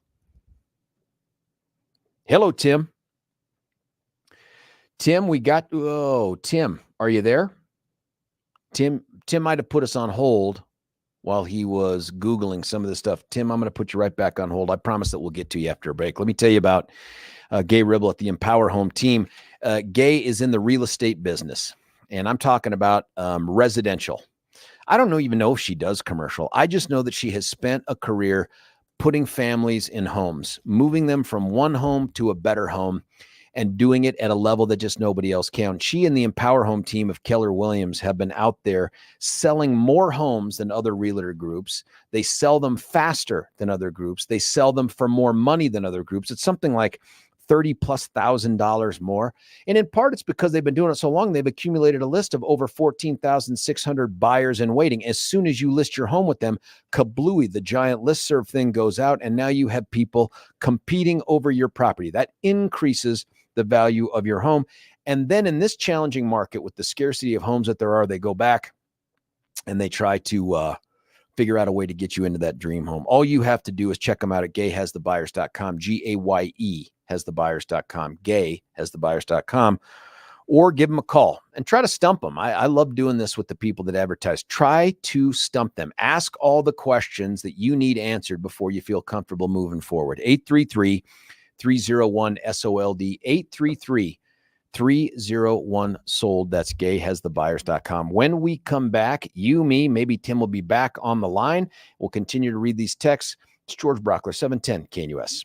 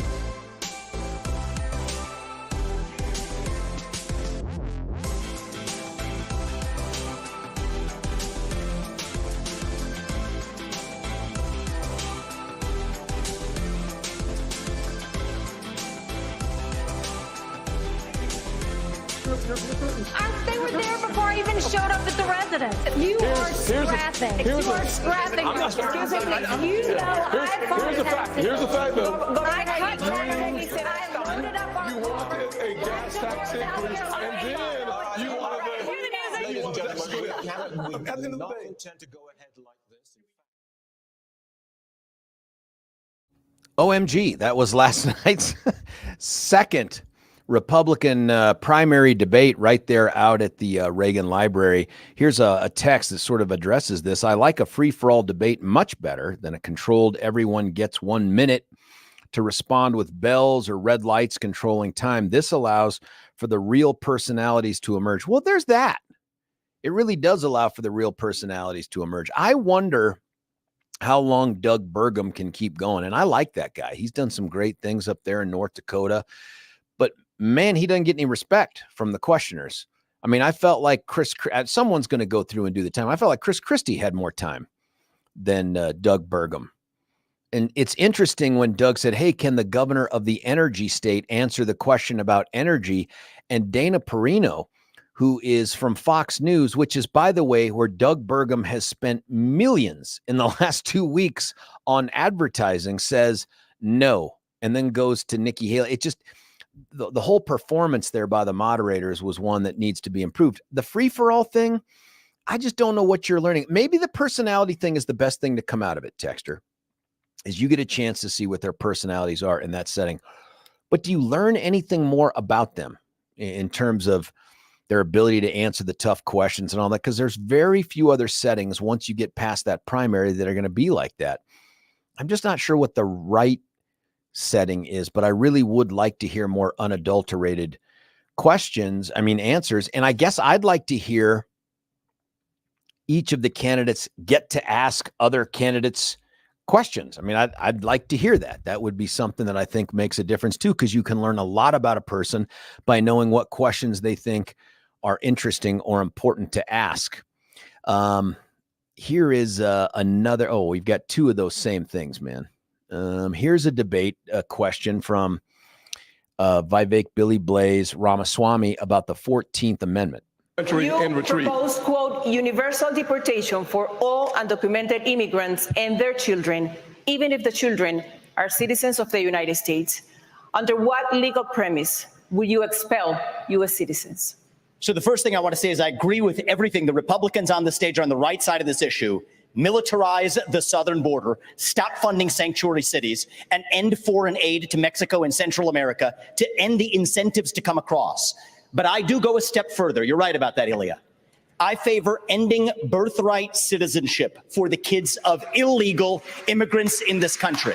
Now, the left will howl about the Constitution and the 14th Amendment. The difference between me and them is I've actually read the 14th Amendment.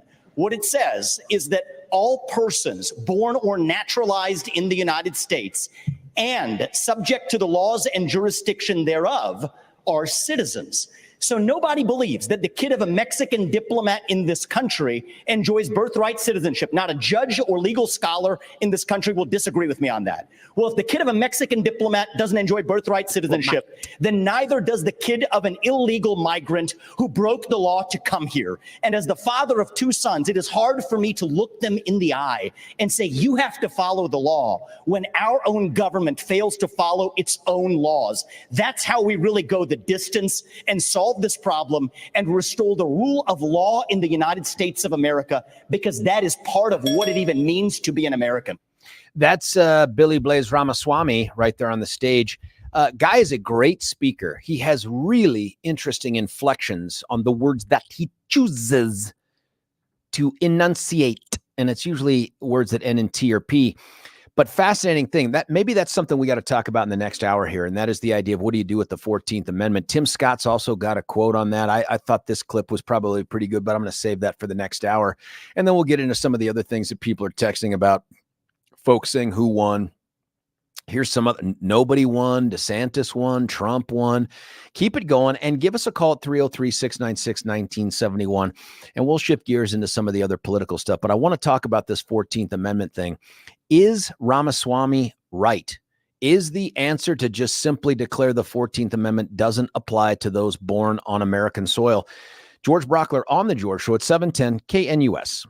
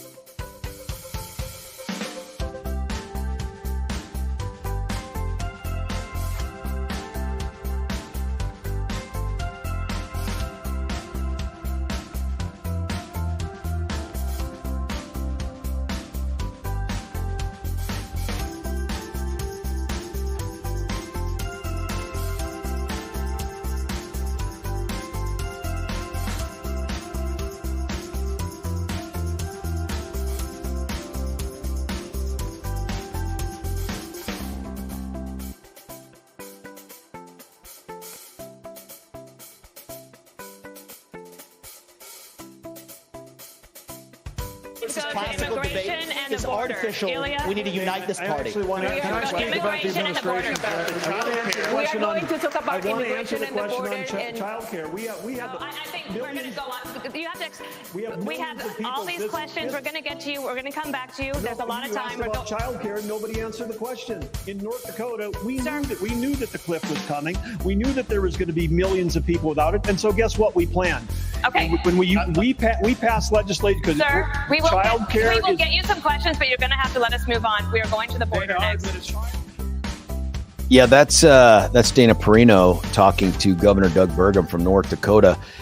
I just don't think he got the same treatment as everybody else. Honestly, it just felt to me like maybe I'm reading into this. This is George Brauchler with the George Show, 710 KNUS. By the way, hour 3, we get replaced by Chuck Kirk at 10. Stick around until then.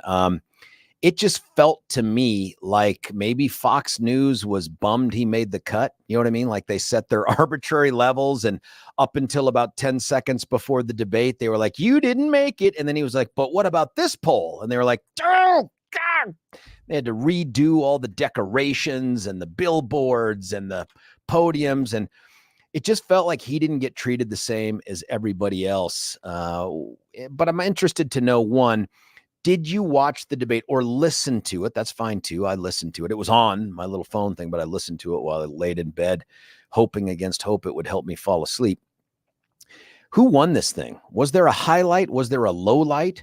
303-696-1971. Going right back to the phones. It's Laura from Englewood. You're on 710. Laura, what do you think? I agree with you completely. I think that Doug Burgum is being treated very unfairly. I heard him interviewed on Firing Line, and he was dynamic, interesting. He spoke in complete sentences, complete paragraphs. What? And he had astonishing. And he had so much to say, with which I agreed. So I'm very disappointed from both of these so-called debates with the moderators. I think they have been incredibly disrespectful to all of the candidates, but in particular, I agree with you, to Doug Burgum.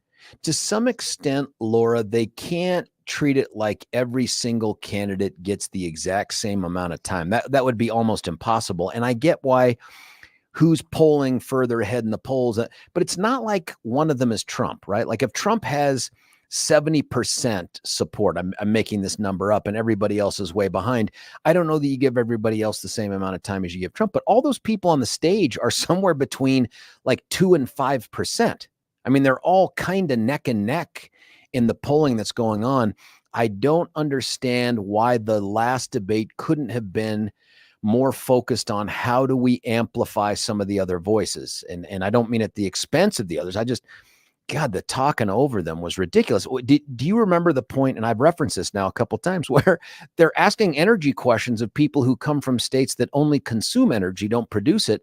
And Burgum's over there going, I'd like to, as the energy guy, as the guy from and Dana Perino goes, no. And I thought, what? She was horrible, and in that respect, and also her last question, asking all of them to pit themselves against one another, was horrible, and again, completely disrespectful. So I'm very disappointed in her. Yes, I do remember that very, very clearly. But I'd like to make one more point, if I may. Yes, ma'am. Okay, and that is that something may happen to Trump. I know his numbers are incredible, but something may happen. What's that something that you're thinking about in your head? Well, what if he does end up in jail? What if he cannot be, if the Democrats are so crafty that they make it impossible for him to be the candidate? All right, now that's a hypothetical, Yeah, sure.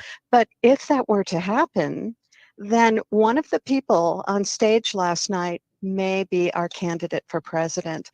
And so I think it behooves all of us to really, really pay attention and to take this seriously. I don't think that the moderators did. I just think it's a big personality show, and it was all about the moderators and not about our possible candidates. I admire Tim Scott a great deal. I think he is a moral, highly ethical human being. I think that he gets short shrift as well. I do like DeSantis. I like Nikki Haley. I like many things about all of them. But frankly, Doug Burgum is my favorite.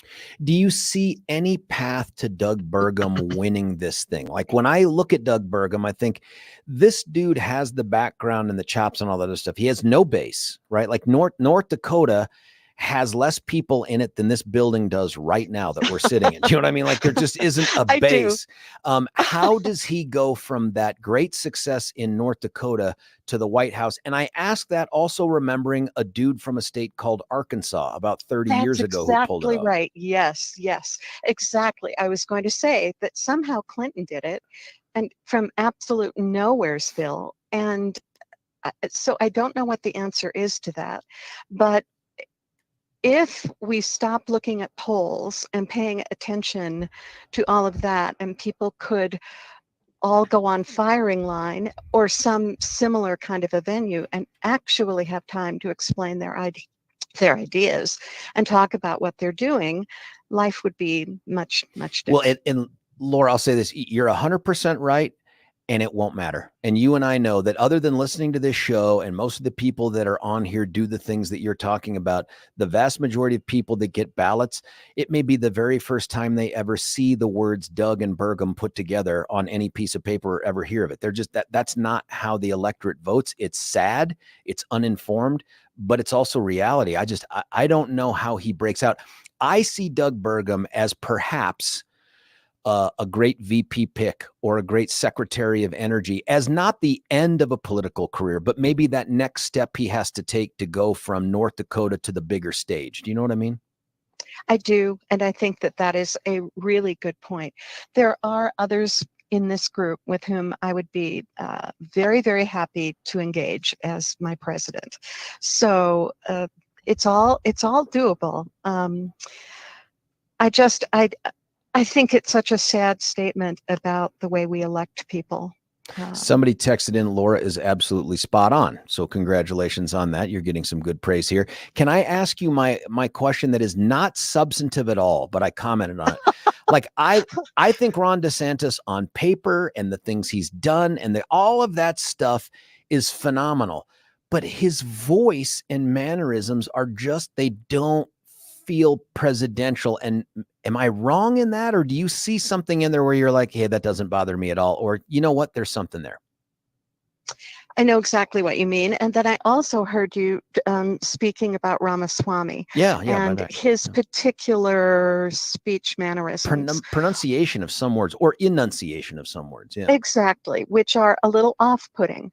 But you're in radio right now. True. And so you really listen to how people articulate. And I think you pay a great deal of attention to the quality of the voice. I'm okay with DeSantis. His voice does not bother me. I think he's strong. I think he's forceful. I think he's intelligent. And you're right, his voice does not match those qualities, but I'll put up with the voice and trade that for everything else. I would too. I mean, I would too. I would go with a clown's voice as long as it was somebody not in the White House right now. I absolutely agree. Laura, thanks for the good phone call and thanks for standing up for Doug. We could probably use more of that for more of the candidates that aren't in the center of the stage. Who would be your choice after last night if it's not Donald Trump? I mean, there's some of these folks that can't be his VP, right? Just because the only litmus test that matters for the DJT is loyalty. And so it can't be Ron DeSantis because he's already determined Ron DeSanctimonious is disloyal. Can't be Nikki Haley. She's been disloyal. Tim Scott, don't know. Not Chris Christie for obvious reasons.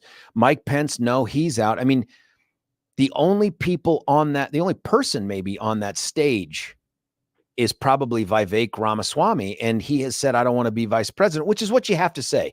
You can't run for president and say, honestly, I'd be happy with the silver. Do you know what I mean? You got to go for the gold. But honestly, it's just that guy. But I'm not sure I feel comfortable with him as a VP pick either. There's just so much about him that feels like it's just about the present moment. Like this guy's a bit of a chameleon. In the past, he was asking questions of Al Sharpton like, why am I voting for you in the Democrat primary? Well, where are the questions like, hey, Billy Blaze, Why are you voting in the Democrat primary? I mean, what's going on? It just seems this is the current moment in time, and this is where he ends up having to go. But I don't know. Here's another text. George Patton had a high-pitched voice. Laura's voice and laugh were awesome. Well, that's great. Laura, it sounds like you could be president of the United States. George Patton had a high-pitched voice. I guess I don't know, but it's true. No, not president, but if that's true, I mean, obviously a phenomenal leader of troops. Here's one, by far Vivek's biggest idiot moment of the night for me. We have entire lines of case law dealing with the subject of the laws thereof, part of the 14th Amendment. Maybe most people don't know how implausible his idea is, because God forbid he did the thing and should be barred from being president. Hypothetical. I can't remember. That must be a reference to Trump. Here's another. Who cares about the debate? Your party would obviously rather elect a lying, poor, losing philanderer who wants to execute American generals than anyone on that stage. Says a lot about the GOP. Well, thank you for giving me ownership of that party. I don't know what the party's going to end up doing. I'm obviously going to support whoever the Republican nominee is, just because the alternative is so disastrous, as we've seen. But how about you, Texter? What are you going to do? And don't tell me you're just going to sit on your hands. I won't vote, because that's a half vote for the other guy. So where do you go with your vote if it's not the guy who didn't show up on stage? And I'm not even sure it matters anymore, right? Like, this is 2 debates he's missed. I presume his numbers will stay about the same. Hell, they may go up. I mean, maybe he's an indictment away from it being at 90%. But does it matter anymore? And what's he going to, I mean, I asked this yesterday, what's going to happen when this guy skips the 3rd debate and doesn't debate at all? Joe Biden now gets a complete pass on the presidential, doesn't he? Doesn't he get to say the debates aren't important? The debates don't matter, and just not show up? And what's Trump going to say? No, this is way different because the polls are closer. Is that the standard? The polls have to be closer for it to matter? That sounds like a politician's tactical decision, but I'm not sure it's one that speaks to whether or not the American people need to hear from either of those folks to make a decision. It's just, I don't know. It's interesting. I want to see whoever the Republican nominee is, presumably Trump, and Biden have to debate. I want to see it. My guess is they pump Biden full of B12 and as a pick-me-up after whatever afternoon nap he has, and just hope that the clock runs out on that debate before he strings together 14 words that sound like one. You know what I mean? You know what I'm talking about. When he talks, sometimes it just all comes falling out at once. And there are other times it's like a word salad. Another text. Let's do an old school Aaron Burr, Alexander Hamilton type duel. I'm not sure. I'm not sure that's very akin to South and Central America, isn't it? In the old days, that Nerf guns, but then are they paint tips so you know who hit who where?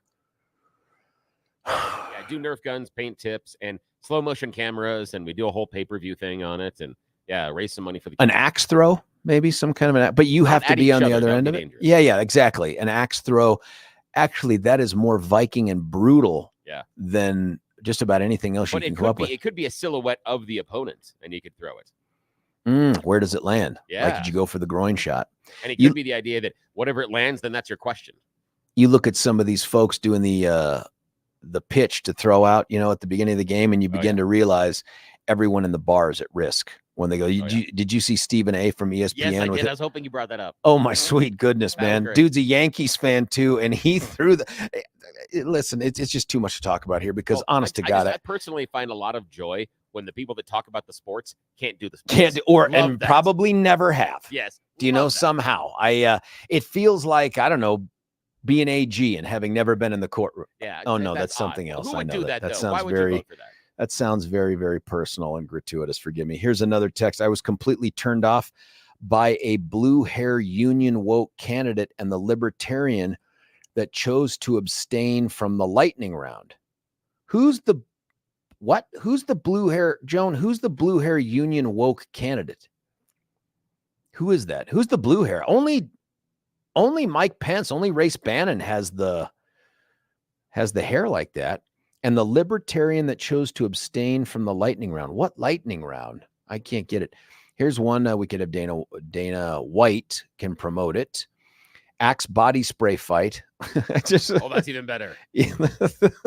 Trump won last night. These are more texts. Trump won last night with his speech given before striking UAW workers. He told them their jobs are gone if Biden is reelected. Their strike for higher wages won't matter when they're out of a job. Wow, now that's the truth. The green energy move will kill their livelihood. Yeah. Point of clarification: he did not speak in front of UAW union members. He did not. Well, this is where this text is interesting, because I agree with the texter that as Biden continues to push us into all electric fill in the blank, those UAW workers are going to find less and less jobs because their skills just aren't going to be needed. I agree with that.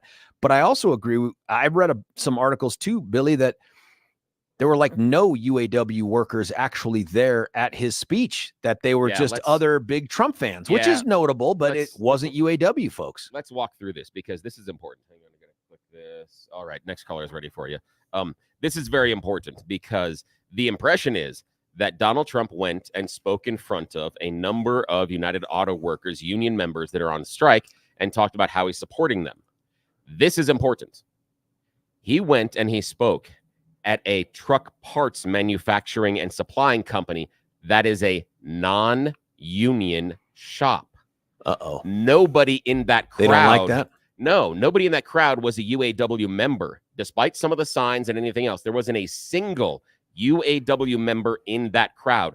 That is a non-union shop, and the event was promoted, designed, and paid for by an organization whose goal is to end union membership in this country.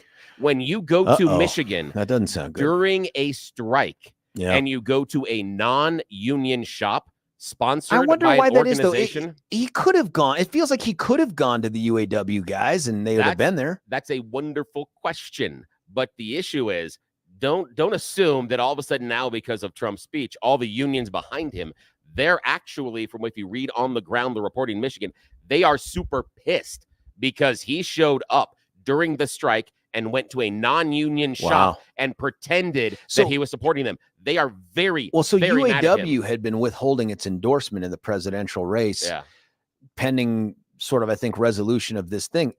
Are you suggesting now that it's a foregone conclusion they're going to come out for Biden? Because now let's see what happens, because Biden did walk. And I think that's part of the reason Biden walked with them, is because we already knew the Trump thing was already set up, and we knew who was planning that, and you knew where they were going. As soon as you saw the location, people inside knew that was a non-union shop. So I think that's part of the reason that Biden did the walk.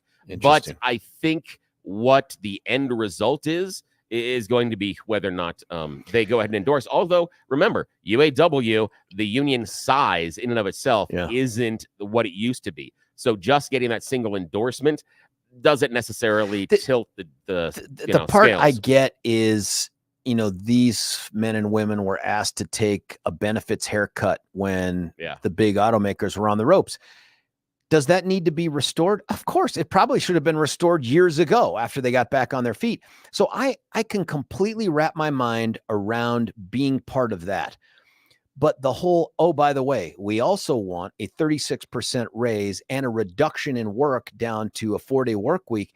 Now it feels like it's cake and eat it two time. Do you know what I mean? It feels like it's more. I don't know. The issue for me that on the labor side of things is we always hear this conversation that, if we are going to give these workers, the labor side of things, more wages, we need to have an increase in productivity. That I am going to throw the BS flag on. And the reason why is when we see an increase in productivity, the answer from the company is not to raise wages.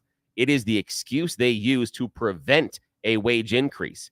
If a series of employees, a shop, a house, an entire industry shows performance increase based on productivity, the industry, the shop, the employer does not hand out increases in pay because of that. So then complaining that we can't give a raise until we see a productivity increase is nothing more than BS. And that's what we're seeing in some part here.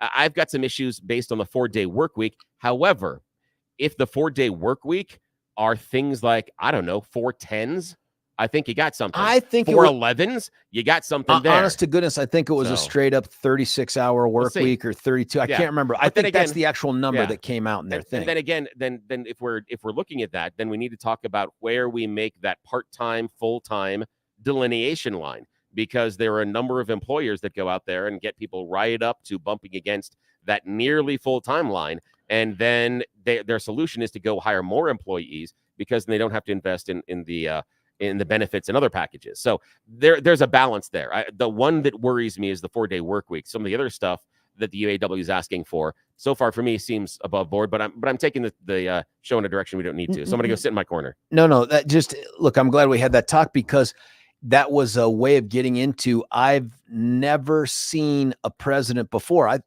least in the modern era, weigh in on a strike like that. I mean, the only thing I can think of that came close, at least in my memory, is the FAA strike, the air traffic controllers. Remember that? But that's different, because that was a government agency type thing with the union. It impacted the air travel for everyone. And Reagan came in and said, don't do it, don't do it, don't do it. You're fired.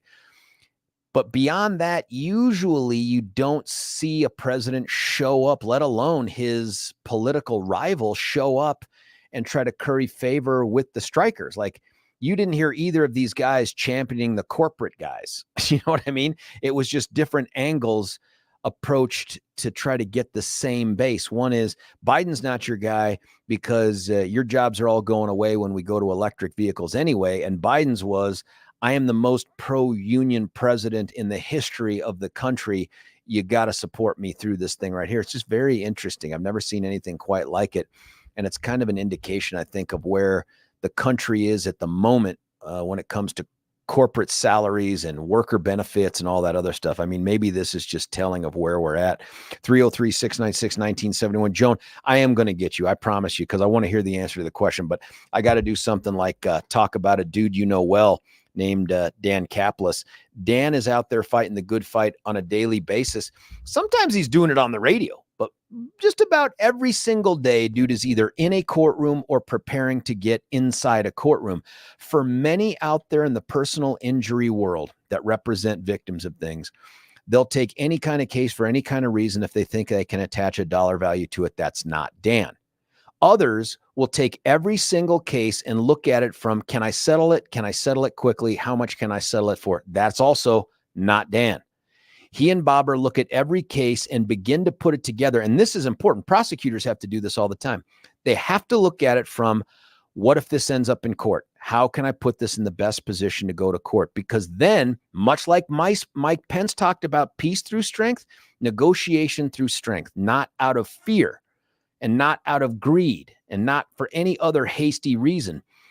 If you're looking to go for the quick kill to just get a couple bucks in your pocket, that's just not Dan and Bobber. And I'm sure they're like, why are you running back? Because I just know the work they do. They're not a high volume shop. They're a quality shop. They want quality people who have suffered losses that they can help out with. And all you have to do to get the benefit of their expertise and their dedication and their guts is to call 303-770-5551, 303-770-5551.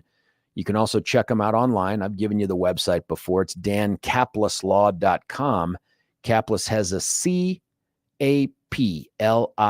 in it, dankaplis.com. When we come back, Joan, others at 303-696-1971. The texts that keep coming in. It's George Brauchler, 710 KNUS. Why should you buy your next vehicle at Castle Rock Chrysler, Dodge, Jeep, and Ram? We make car shopping easy. We have a huge inventory of new and pre-owned vehicles. We can even custom order. We make it easy. Easy financing, friendly staff. And when it comes to quality service, our expert technicians keep your vehicle in top shape. Visit us today off of Highway 25 and Plum Creek, or shop online at castlerockcdjr.com. Castle Rock Chrysler, Dodge, Jeep, and Ram. Car shopping made easy. Why should... Want to take your favorite radio station wherever you go? Well, now there's an app for that. No matter where you are, stream your favorite shows. Tap the app to listen to podcasts. Talk back to your favorite local hosts. At the tone, leave a message. Call the show. Set your alarm. Enter contests and win prizes. All in the palm of your hand. Available now for iOS and Android devices in the App Store or Google Play.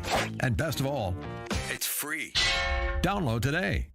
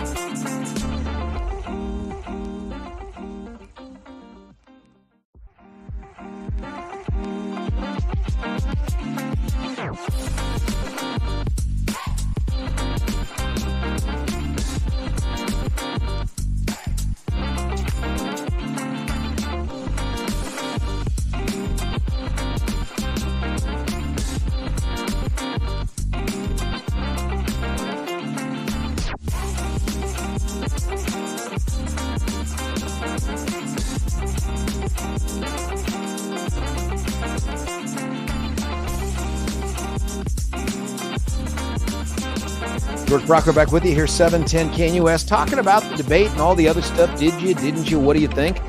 Going to Lakewood, our friend Joan is out there. Joan, I didn't understand your text.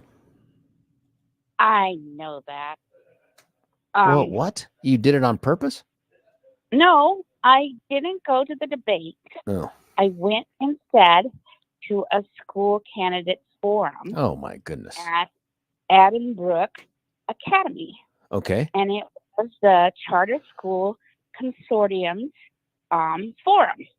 Okay, how'd that go? Well, you know, it was informative until we got to the lightning round. And there were two candidates there, one of them who was obviously a union toady. It was obvious because they were wearing the shirt like Local 483. No, there were other reasons.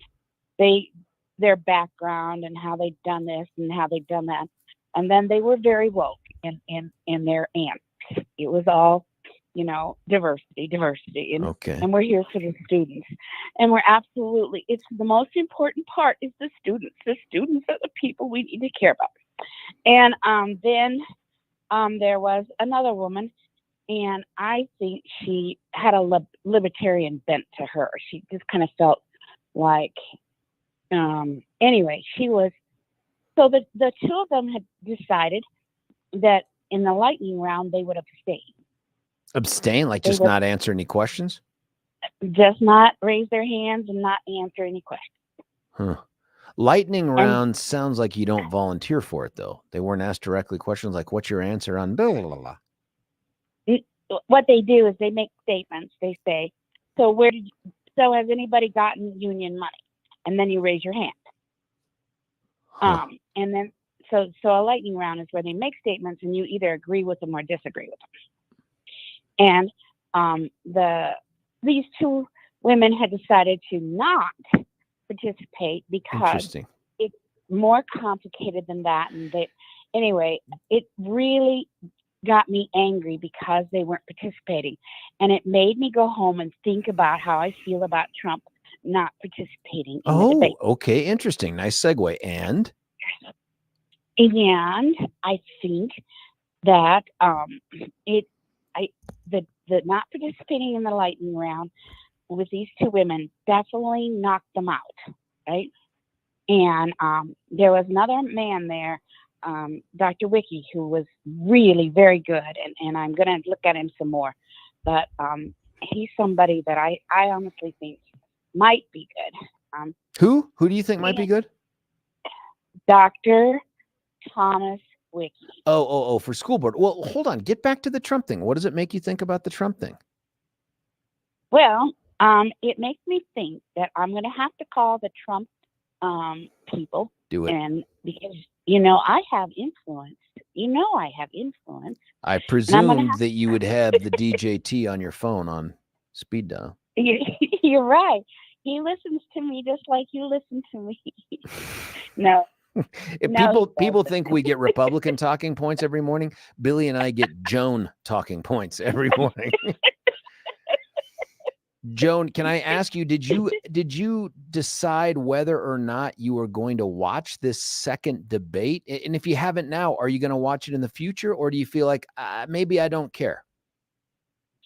Well, what I'm hearing is just, first of all, I have never been more disappointed in a news channel than Fox.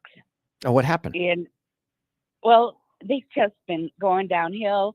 They do things, and then listening to Laura talk about how Dana kind of said no to the governor. Yeah, Doug Burgum. Yeah, it was weird. Yeah, it was weird. That and I just think that their agendas have shifted. Murdoch's son is taking over. I'm pretty sure they are working really hard to make sure that Trump doesn't get reelected. And it's just interesting how news has taken on all sorts of different biases and stuff. And I had a better time listening with all of these really great charter school parents, God, listen, the school thing is a big deal. I'm a charter school parent. Kids all went K-5 at Platte River Academy out there in Highlands Ranch, a fantastic charter school. But I don't know, Joan. I don't know if you won out in that decision making or not. I love your involvement in the local grassroots stuff, but at the presidential level here, it's just hard to know. I watch it in part because I want to know, in part because it's the business of the business that I'm in. But I'm sitting there watching it thinking, is any of this relevant? Laura called in and said, well, I could foresee a circumstance where Trump isn't on the ballot. Well, him being incarcerated isn't going to keep him from being on the ballot. Him going to trial and being convicted and being sentenced isn't going to keep him from being on the ballot. That guy's going to be the Republican nominee unless he taps out. And the only way he does that, or what? Or God taps him out? Is that what you're saying? Oh, and just like that, Joan, you're gone. That was very ominous. Did you hear that? and she was going to tell us how Trump's not on the ballot. And then boom, I imagine somebody stepped in, probably the Trump people, Elon Musk, some supporter, and just simply turned it all off because now we don't get to know. 303-696-1971 is the number. Here's some more of these texts that are coming in here. The only thing I enjoyed about the debate last night was the moderator from Univision. She asked great questions that the candidates were obviously not expecting. Yeah, I thought she did fine. She didn't. I'm just telling you, the Dana Perino thing was disappointing because I'm a huge Dana Perino fan. Still am. It was not her best debate at all. And then somebody sent in a text here. UAW agrees to give backs at Ford from February of 2009. They reached a tentative agreement. This is what I was talking about. Like these concessions that they make, give up lump sum bonuses, receive time and a half, reduced break times from 40 to 40 minutes. 10-hour shifts will include 50-minute breaks. Yep, that's what I was talking about. I want them to get all that stuff back. I just don't think a 36% raise and a 4-day work week was part of that. I didn't see that in the text that you sent either. 303-696-1971. Joan, it was a little scary there when you said and then you just disappeared. Yeah, I know. I was like, what was the or what? What keeps Trump off the ballot? God taps him out. Yeah, that's the only thing I can think of. I mean, I don't want anything to befall or frankly, Biden. We don't want anything to happen to Biden because you know who's behind him. It's Kamala Harris. Like if you're going to say a prayer for the health of anybody, you got to add in DJT and Biden into those things. But if something like that were to happen, and I'm talking like a stroke, some kind of a serious heart condition, short of that, this guy's going to be on the ballot because I don't see him going anywhere. So when I think like that, it makes me wonder, what is the point of all this stuff? What are we doing? And am I disappointed he doesn't show up for the debates? Yeah, 1,000,000,000%. But what are we doing? I don't know. I'm going to the meeting, because I'm a bonus member on Saturday, and we're going to discuss absentee vote. I was really very upset that these women tapped out on the school board forum, and it made me really rethink. I don't think that it's going to affect Trump too much, but I honestly think that he should come out on the next debate. The truth of the matter is, really great debater. He runs circles around. My favorite thing that he ever did was Joan, I think the perception is Trump's a great debater. He substantively, I don't think he's a great debater, but in terms of style, he is effective to people that are out there looking for someone who will throw punches. Whether they're factual or not, I don't know, but he's good in that way. But substantively, I don't think he's a great debater. He does, by the way, have incredible recall of certain facts, some of which aren't accurate, but certain facts in a way that Biden does not. Do you know what I mean? Like I want to see Trump versus Biden on stage, but that's it. Not necessarily on the ballot, but on the stage. Biden will never do that. No. In fact, I think he's getting license to not do it because Trump won't debate in the primaries. No, he won't even debate in the Democrat debate, and that gives Trump license not to do it. My concern is Newsom, right? My concern, because it's not going to be Kamala Harris. Even if Biden were to tap out today, I just don't see Kamala Harris being the presumptive front runner or the anointed one. I just don't see that happening. I think it's Newsom, just based on all the moves he's making. I can see that happening. That's how the Democrats are. They line you up. They make sure that you're in the right spot, and they move you. They have worked forever to have the power that they have, and they do it because they rule absolutely. Joan, last question for you before we let you go. The DeSantis voice thing, silliness, nonsense, or is there something there? George, that's a hard question because, quite frankly, it's kind of judging. We judge these people all the time, Joan. Okay, you just got crazy on me. I judge you all the time when you rant. It's his voice is affected, and I think probably Robert Kennedy's voice is more grating to me. Oh, is it really? Yeah, I can't listen to Robert Kennedy in his voice because it's affected. But DeSantis, I think his voice is, I don't know, they talk about modulating your voice. They talk about it in drama and stuff, and women do better when they lower their voices and get them lower.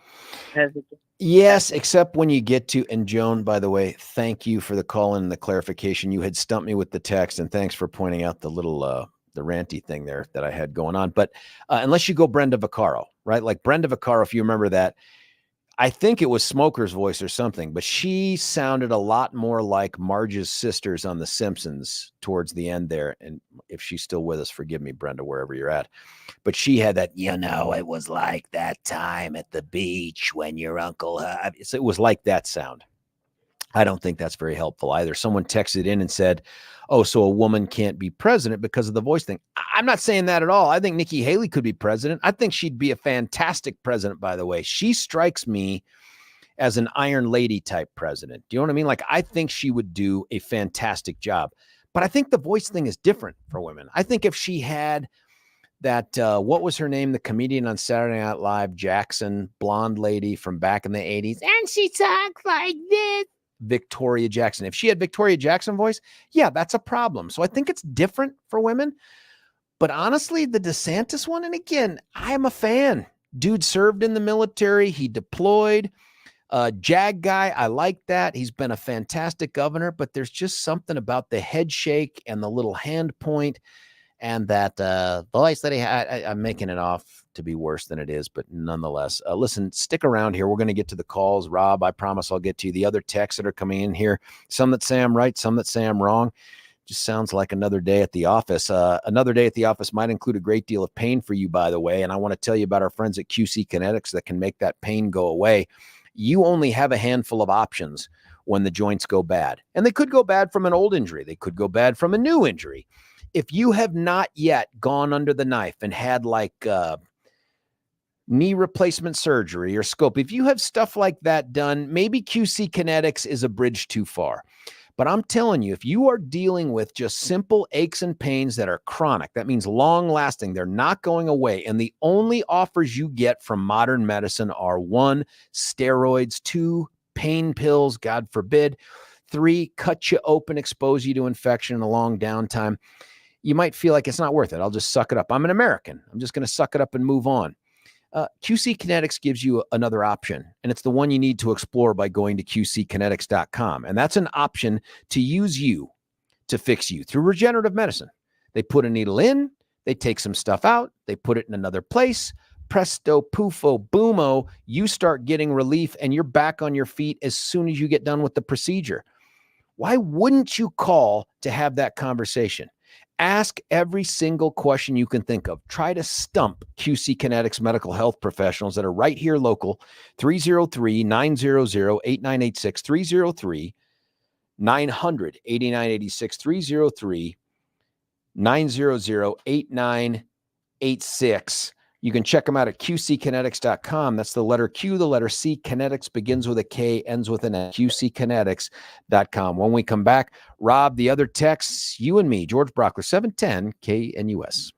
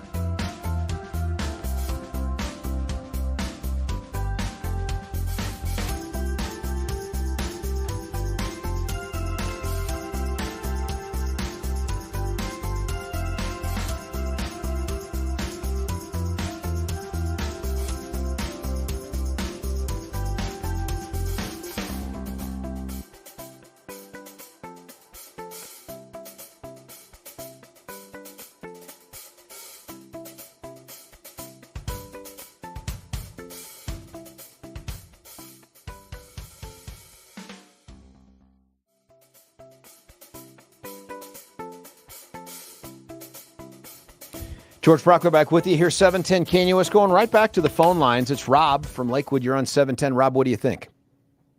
Hey, good morning, George. Good morning. Thanks for taking the call. In regards to observations on the second debate last night, I really second what you said about getting extreme on shutting off the overtone and the bickering and you know, running over the other candidates when they're addressing a direct question. My pick out of all of them is Doug Burgum, because he's a decent man that's got a proven track record, but he's much too decent. He hasn't mastered the art of rising to the occasion of jumping outside your own skin and engaging in the battle the way that you got to do it, as long as the moderators don't keep a rein on what's going on. And I just like him. I've sent money to 5 of the candidates on stage because I want to see a plethora of good qualified people to engage in the debate for our party's nomination. I, like you, will vote for whoever the eventual nominee is. And there's things I really like about President Trump, and he's got an inside track for several reasons, but he's got a proven track record. And I think he'd do a lot better the second time around and not engaging in some of the loyalty weaknesses that caused him to be hindered in his administration, you know, with his first attorney general and a lot of other things. I agree with you and Billy. They need to get extreme, the moderators. And I had a real issue with Dana Perino shutting Governor Burgum down because he's a decent man trying to be civil and wanting to engage in the question and answer in the dialogue. And she just says no. And he asked politely. See, they're setting a bad precedent in not running a tight ship on the forum. Well, and Rob, I know you're a big guy on the communication piece and the exchange of ideas. So I imagine that this thing, you had the same reaction I did when it started to happen. I had like an eye roll, and I'd be like, "Come on, like, dang, yes, like this can't be us, right? This is not us." Right. No, I agree, and I like Nikki Haley and many things, but she gets kind of in the weeds on snippiness, you know, with going after Vivek. I like Vivek a lot, but, you know, I have some questions and concerns with him. But, you know, going back to like when he was addressing, I've seen the clip where he addressed Al Sharpton, why should I vote for you in a primary? Right. Hey, he was a kid. Right. He was a kid, and you know, and so a lot of guys, good people. Bob Beaupre comes to mind. Was a Democrat for years. I had no problem with Bob Beaupre switching parties. I felt he's a decent man. And he's Trump, you know, Trump was a Democrat, pro-abortion Democrat for a long time. Yeah, he was, and I want to allow room for people to change and evolve for the good. And when their record, Rob, here's the difference, right? And even Reagan was a Democrat too. I want him to have to explain it. I want him to have to tell the American people, why were you there? Why did you vote? Or maybe he says, hey, I never did that. I don't know. Hey, Rob, great way to finish off this segment. Always good to hear your voice, my man. Thanks for listening, and thanks even more for calling in. Hey, listen, that does it for this segment. We've got 1 hour coming back. I'm trying to get my hands on some information that I'd like to talk about with the state GOP. It's just a little bit more challenging than I thought it was. I'll keep trying during the break. Stick around. George Brauchler on The George Show, 710 KNUS.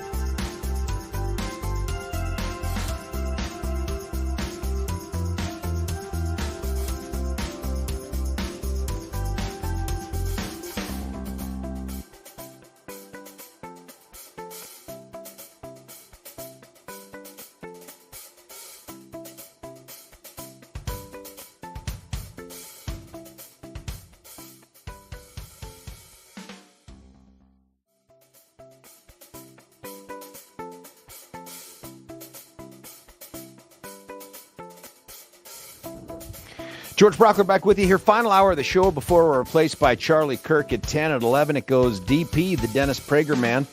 And then Seb Gorka from 1 to 3, live and local, right back here in this chair with Deb Flora. Got to tune into Deb if you haven't listened to her. Great show from 3 to 4 and a nice warm-up for Stephen Tubbs as he continues his 3-year-long swan song goodbye tour from 4 to 7. And then, of course, we'll be back here tomorrow from 6 to 10 a.m. All next week, I'll be doing this. That's not true. Monday through Thursday, I'll be doing the show remotely. And by that, I mean Thursday, I won't be doing it at all. Someone else will be in the seat, but then I'll be back on Friday. Got a little bit of business outside the STATE. Tomorrow is Friday. That gives us one day to have a conversation. I'd like to start with you today. It's political, but it's not about the presidential thing. We've done that thing. By the way, I'll read the last couple texts that came in here. I have believed from the beginning of Biden's reign that Harris is his insurance policy. He is the head clown of the clown show America has become on the world stage. But if he's removed, Harris would just giggle through a speech you left out and repeat incessantly some phrase that just got stuck in her noggin. No one wants Harris in the White House. We are in big trouble. I want the clarity, leadership, and pride in America that President Donald Trump provided for 4 years. Let's see. Michelle O likely to show up. You know, that could be. I've heard. Why would she sign? She's already a cajillionaire. She gets paid $750,000 to go to Munich, probably all expenses paid, and to give a talk. Why would you give that up to go be president? I don't know. George, you just touched on it that Trump will be on the ballot. However, if he's convicted of insurrection, well, he's not charged with insurrection. Not charged with insurrection. That's a big deal. And he is in the appeal process. Will he still be on the ballot? I think he's on the ballot no matter what. Insurrection is not one of the charges against him. I think that and the proof of that is the efforts, these flailing efforts by like Griswold, even though I know she's like, oh, we're just going to let the courts decide. The truth is this effort here in Colorado may be the tip of the spear for other states to try to keep him off the ballot through some claims of insurrectionist behavior or rebellion or something. They should fail. I mean, they should fail. There are charges for insurrection. If you can't bring them and convict a jury of them and convict someone of them, I don't think you turn it over to a judge to go, I think it was insurrection, and then keep a dude from being a choice for voters everywhere. Why would you disenfranchise people like that? No matter what you think about Trump, love him, hate him, and those are the only options. No one's milquetoast on him. I think keeping him off the ballot would be about as un-American a thing as you can possibly do and not consistent with the Constitution or what the founders believed at all. So he's not going to be kept off the ballot. I could see this guy being in trial and be on the ballot. I could see this guy being convicted of both federal and state crimes and being on the ballot.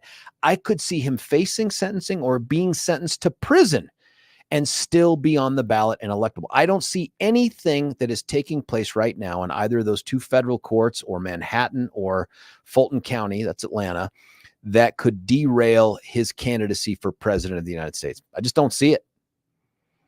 So that's the answer to the question. Here's another one. In case yes, I did guess. Artist, thank you. There is a big meeting on Saturday, and I want to start the conversation with you today. We had Dave Williams on. I'm always happy and respectful that Dave comes on because, one, his time is pretty precious. Two, you know, I don't know that he views all of 710, specifically my show, as the most comfy place to be. I don't ever take gratuitous shots at him. I love that he shares the information, but I'm not sure we agree on every single policy thing that goes on out of the state committee there. I just don't know, but I really respect that he comes on to have the conversation. I expect that to continue. Some folks don't come on this show. And I make repeated efforts. Like, for instance, remember that dude, Todd Watkins, retired Border Patrol agent who took that shot at Buck, and then Buck wrote a response, and then he took a response. I have asked that guy by text going back since that letter got posted, hey, please come on the air. Let's have the conversation. Let's have the conversation. I think out of, if I've sent 20 texts, I've had 2 responses, like, can't do it, maybe later this week. That was a week or so ago. And then, what hours or so. So maybe he's just busy. And that's entirely possible. But he's non-responsive, and that is not possible. Even I get to people, even if it's tardy.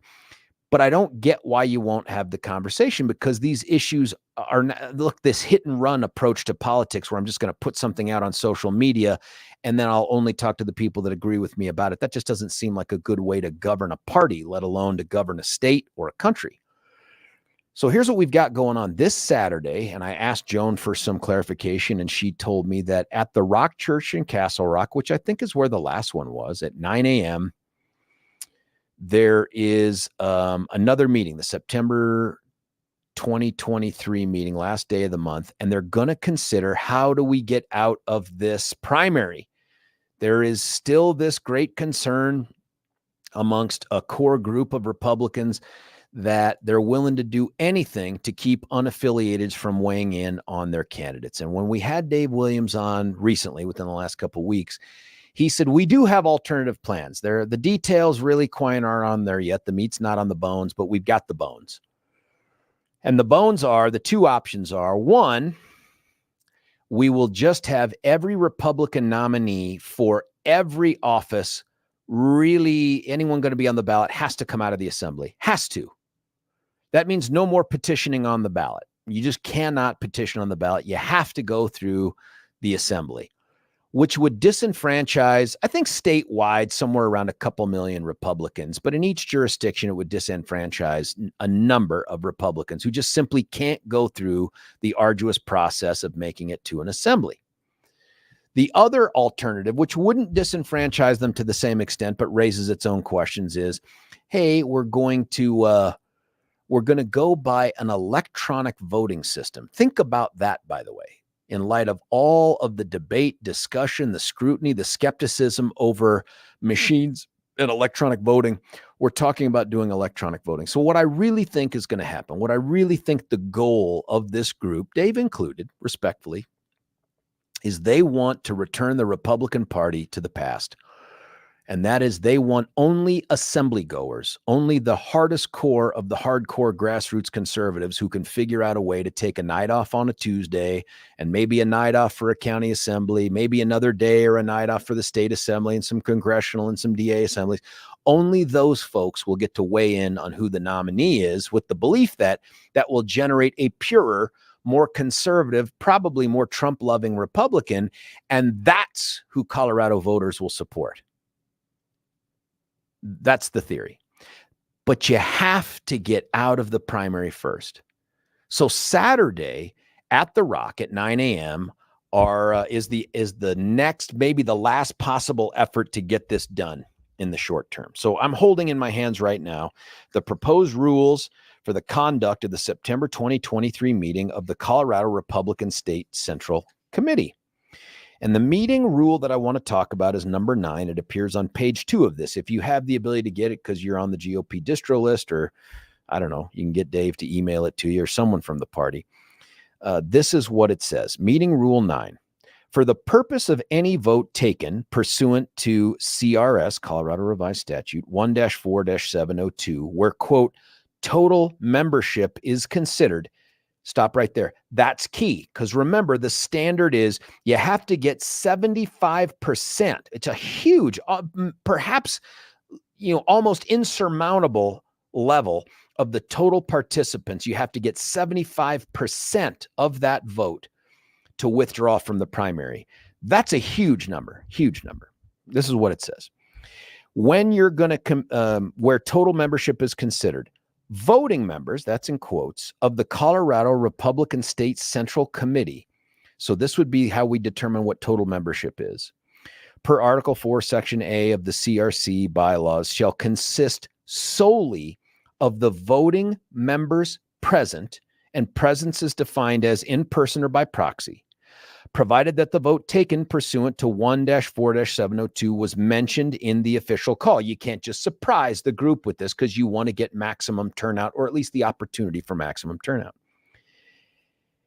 This is an interesting provision, the next sentence. Any voting member credentialed into the meeting, either in person or by proxy, who does not cast a vote for or against any matter pertaining to CRS 1-4-702. And again, they don't tell you it's the withdrawal from the primary thing, but that's that statute, shall be tallied with the majority of votes cast on that matter. Now think about what that does. And we talked about this last time. And this thing failed at the last meeting that they had. I think it was back in, was it August, early August? Maybe it was almost 2 months ago. I think it was early August that they had this. And it got defeated. And it got defeated by a decent number. But one thing that none of the articles tell, and I should have asked Dave this, how many of the non-yes vote, I guess, were absent or abstainers?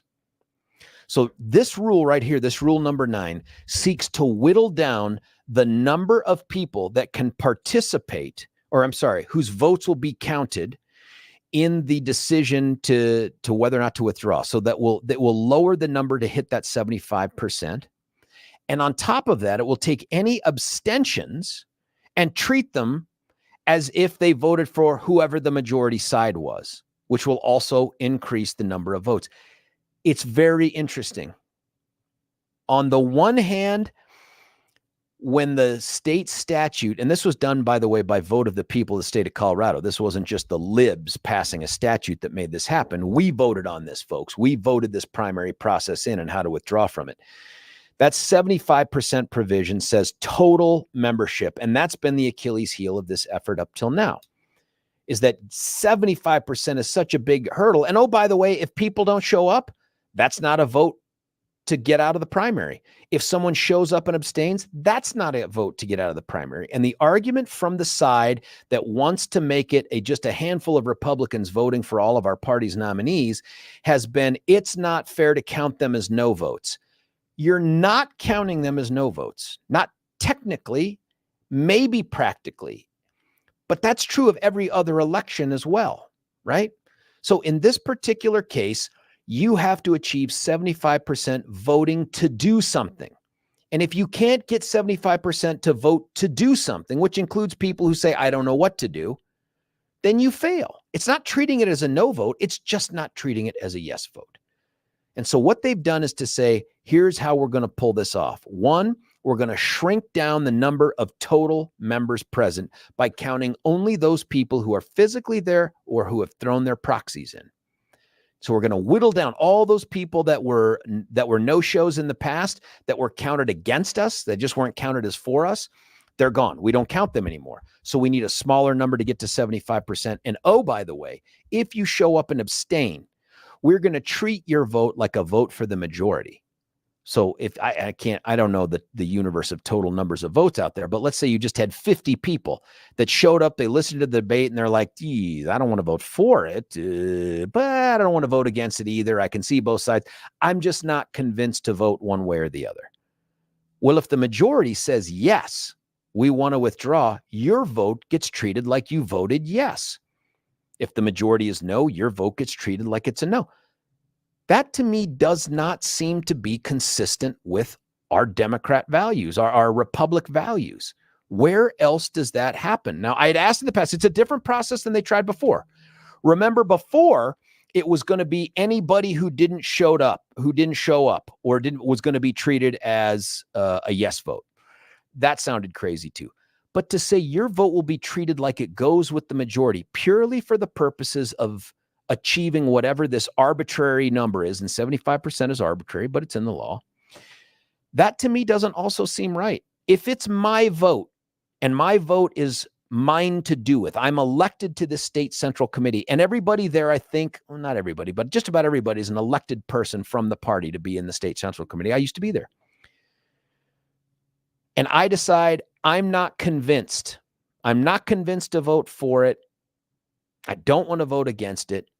Why would you ever create a rule that says, that's okay, George, we're going to treat your vote like it's a yes, because that's what the majority did. Or we're going to treat your vote like it's a no, because that's what the majority did. It's not the outcome. It's how we get there. And so as we keep going through this process of trying to get out of the primary, my sense is there are a lot of people out there for whom this is a Machiavellian exercise. I don't care how we withdraw from the primary. We've got to bend the rules, change the rules, amend the rules, whatever we have to do to defeat that law so that we can withdraw from the primary, because that is the most important thing. So I'm not asking you necessarily to debate whether or not the primary as it's currently comprised is a good thing. I would love it if only Republicans voted for Republicans for the nominees. But that is not the law. That's not the universe that we're in. It's not the reality of what's going to happen in the general election. And it's not true for the other side either. Now, right now, this thing is being contested in court. I encourage them to continue to pursue that. If the court says this thing is unconstitutional, and that's what's being argued, well, great. Then it applies to them. It applies to us. It makes it clear that this law isn't consistent with the First Amendment. Great. That's the way to do this. But the idea that we're going to pull up the ladder here from all of the other Republicans who would and have clearly demonstrated an interest in voting in the primaries because we would rather reject all the other potential unaffiliated voters, I just think that's cutting off our nose to spite our face. And I don't need to debate whether or not the primary is a good thing or a bad thing with you. I'm just here to tell you, if the idea is we can let all the other Republicans in the state know and all the unaffiliateds know your opinion is irrelevant to us.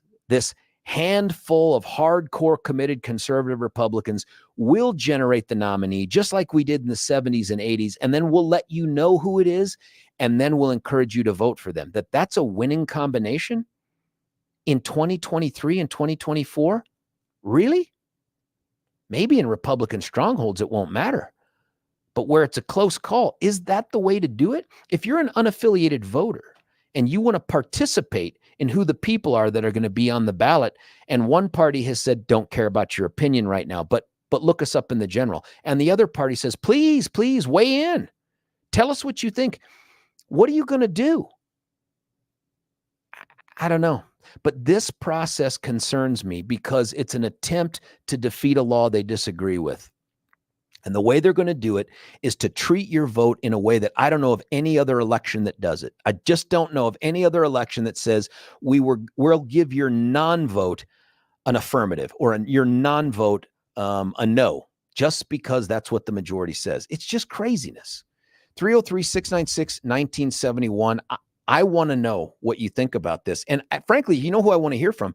I want to hear from those folks that are going to the State Central Committee meeting on Saturday, last day of the month, 9 a.m. at The Rock. Is this the right outcome? Are you going to be voting for this? Here's one. 45 minutes, you said. I don't know what 45 minutes means. You said if you don't vote, that's half a vote for the other side. Now you're saying that if you don't vote, you should still have a say. Nope. That is absolutely not what I'm saying. I'm saying if in a presidential race where you have a binary choice, and for all intents and purposes, we do have a binary choice, not voting for one guy is really a half vote for the other guy, right? Because it lowers that percentage total. This is very different than that, because now what we're saying is if you don't vote for either of them, we're going to treat it 100% like a vote for the side that's got the majority, not the winning side, the side that's got the majority. That's very, very different.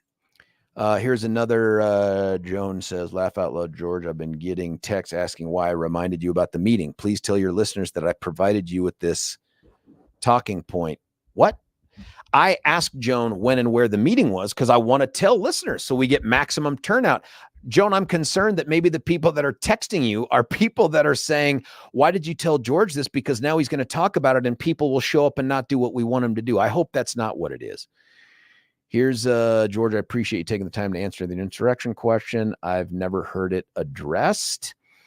What was the organization that promoted Trump's UAW speech? And then a bunch of other ones.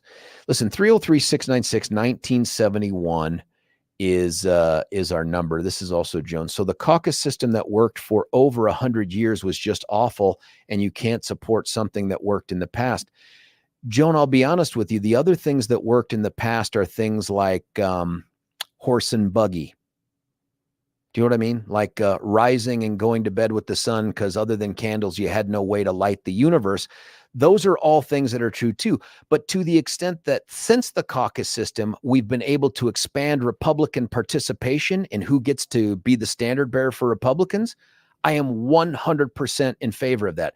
The caucus system grew out of a necessity, not out of an ideal situation. It was a necessity. There was no way you could get people from across an agricultural universe to all show up and vote at the same time. There was no way to do it. It was a different issue with voting and ballots too, but we're not there anymore, right? I mean, the party itself is saying one of the options we're going to offer Republicans is electronic voting.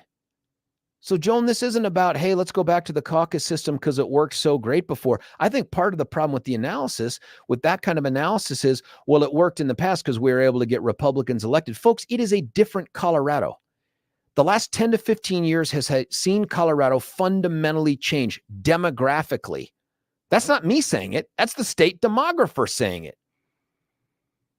And if you're one of those folks out there that thinks like, well, hey, it's still the same Colorado, we just don't have the right candidates. But when we generate them, you will see the real Colorado surface and vote the way they used to. That is not true. Those days are over. Republicans can win races, but not by saying, let's go back to the past and redo the process by which we elected people in the past. We don't have the numbers. I don't know. Attempting to overturn an unconstitutional law is the goal. Who says it's unconstitutional, Joan? I mean, so far, which judge has agreed that it's unconstitutional? And they're not attempting to overturn it. They're attempting to do an end run around it by defining out other Republicans from the total membership. Here's a text from someone that must be going, I'm not planning on voting for either side right now. There's no referendum on these bad choices if we keep committing to more bad choices. Neither Trump nor Biden should be president, and the parties are failing us.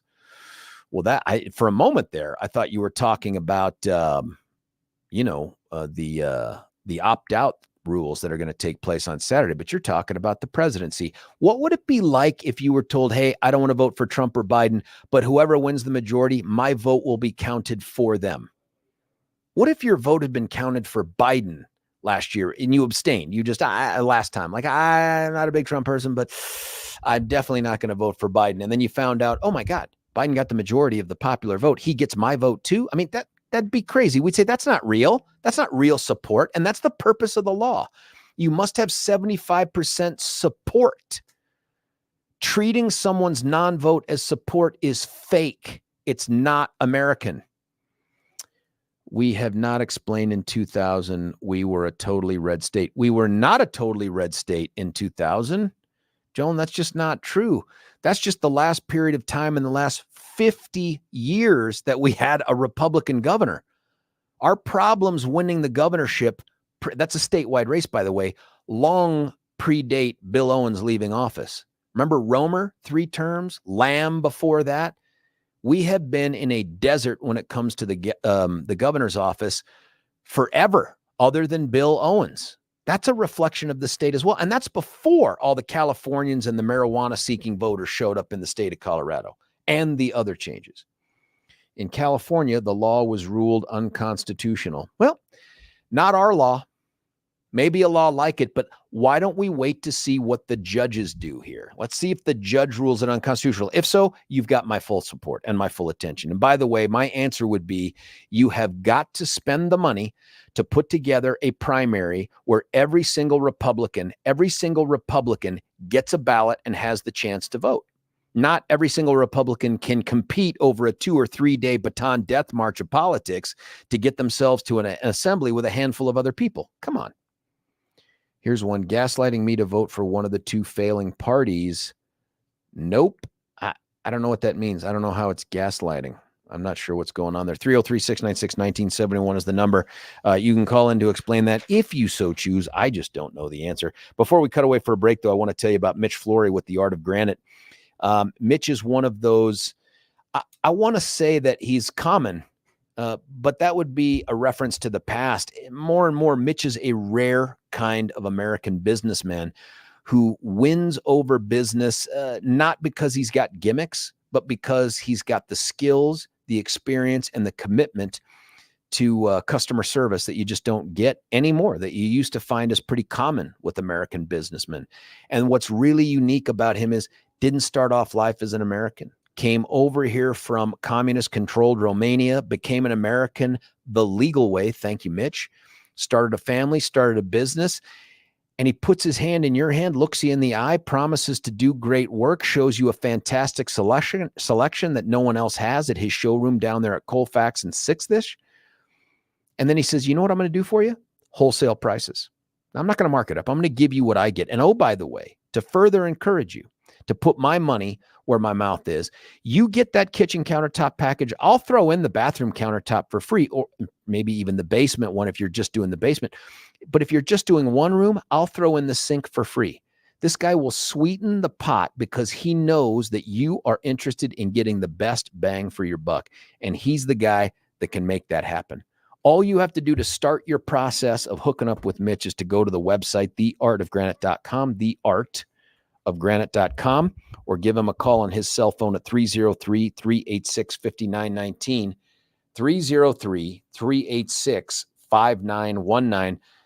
Don't worry, man. He's the one that's going to pick up the phone and answer, and you can have the conversation with him right there. When we come back, your phone calls at 303-696-1971. Your text, is this the way we should go about withdrawing from the primary for the state? And what do you expect the outcome to be? Is it going to happen? And if it does that mean Republicans win more races in 2024 here in the state of Colorado? George Brauchler, 710 KNUS. Want to take your favorite radio station wherever you go? Well, now there's an app for that. No matter where you are, stream your favorite shows. Tap the app to listen to podcasts. Talk back to your favorite local hosts. At the tone, leave a message. Call the show. Set your alarm. Enter contests and win prizes. All in the palm of your hand. Available now for iOS and Android devices in the App Store or Google Play.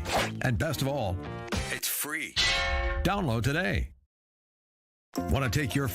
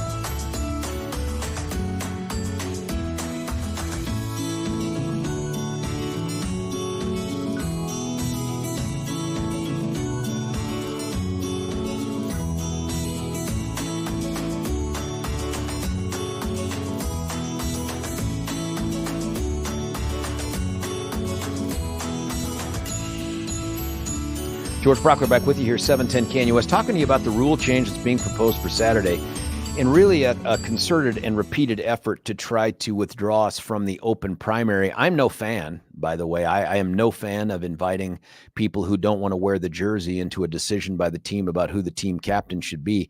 It doesn't make any sense to me. But this approach to doing it and what results, I think, is worse.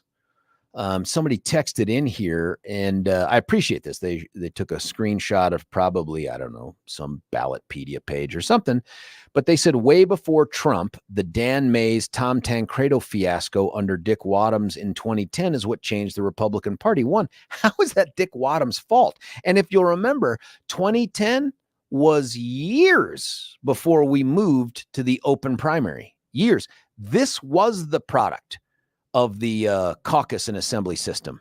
Remember that? We had the fraud Dan Mays out there who was like, I was an undercover cop in Kansas or Nebraska. And then the police force there was like, I think he used to make coffee here. He didn't really do anything, left under a cloud or whatever it was. He was paying his daughter to drive him around. Very Congresswoman Caravello. You know what I mean? Like paying themselves indirectly out of campaign funds. And then Tom shows up to say, hey, I want to try to save this election, jumps in as the American Constitution guy. And combined, they let Hickenlooper get 51% of the vote when he started the campaign cycle double digits behind Scott McInnes. That's your caucus assembly process right there. That's what happened there. So I don't, and again, I'm not blaming the process. I'm just saying if we think going back there is somehow a guarantee that we're going to end up with the right candidates, hard to justify given what happened back then. Here's one. I might agree. This is about our conversation on the 14th Amendment. I might agree with the repeal of the 14th. I don't like the precedent. Enforce our law and deport illegals. If illegals have young children, so be it. The child can stay or go. Tough poop. We might get to that 14th thing. I do think that thing has some more legs, but let me just ask you this as we head into this thing for Saturday, this rule change. If you're supportive of this, if you want to do this, is it because you believe that we will enjoy more success at the ballot with candidates that are chosen purely by assembly and caucus goers?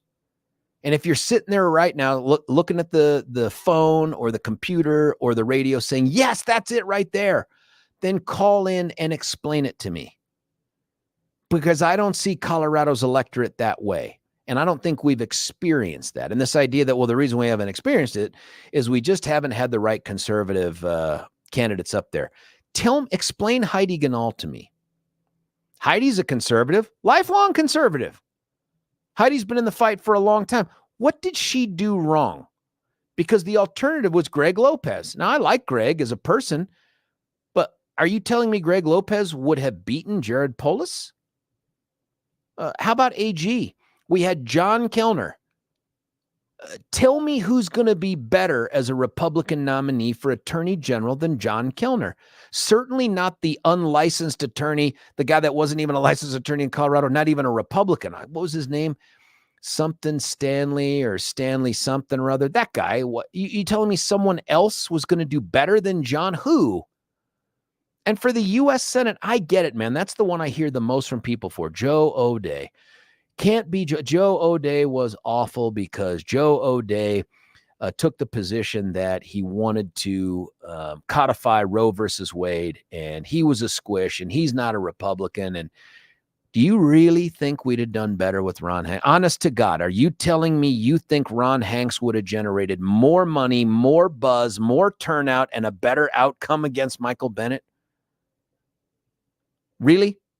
Because that's what we're talking about. If we wipe out the primary, we wipe out the ability to petition on the ballot, which is what they're talking about for Saturday.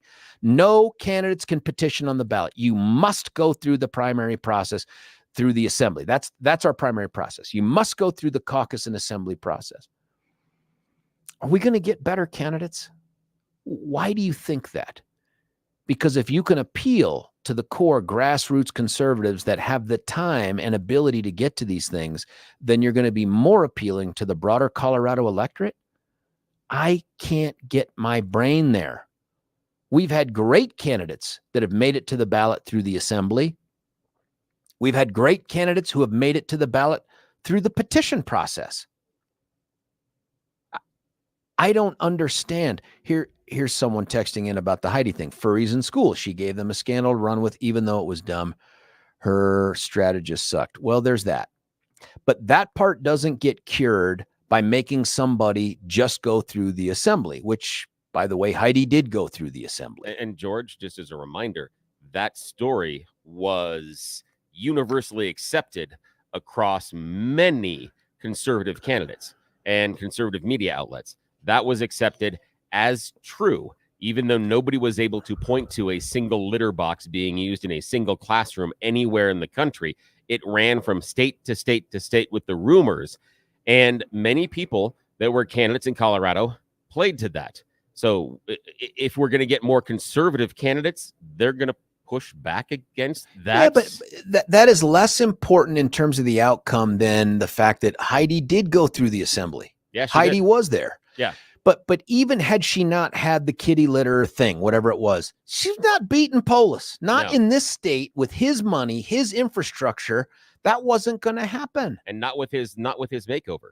Not when he decides to give you the Colorado Koshbach. Yeah, that's when he decides to say that he's going to give you your money you're entitled to, but I'm just going to and give you're it a welcome, different name. Colorado. Yes, look how I'm generous doing I what am. I'm constitutionally required to do. By the way, I'm going to come for these in a couple of years with some fake legislation that you won't know what's going on. But however, congratulations, I've just given you money back. I would like to have someone show me that individuals that are not Republicans, independents, whatever you want to call them, unaffiliated, that they have influenced the primary system for the Republican Party.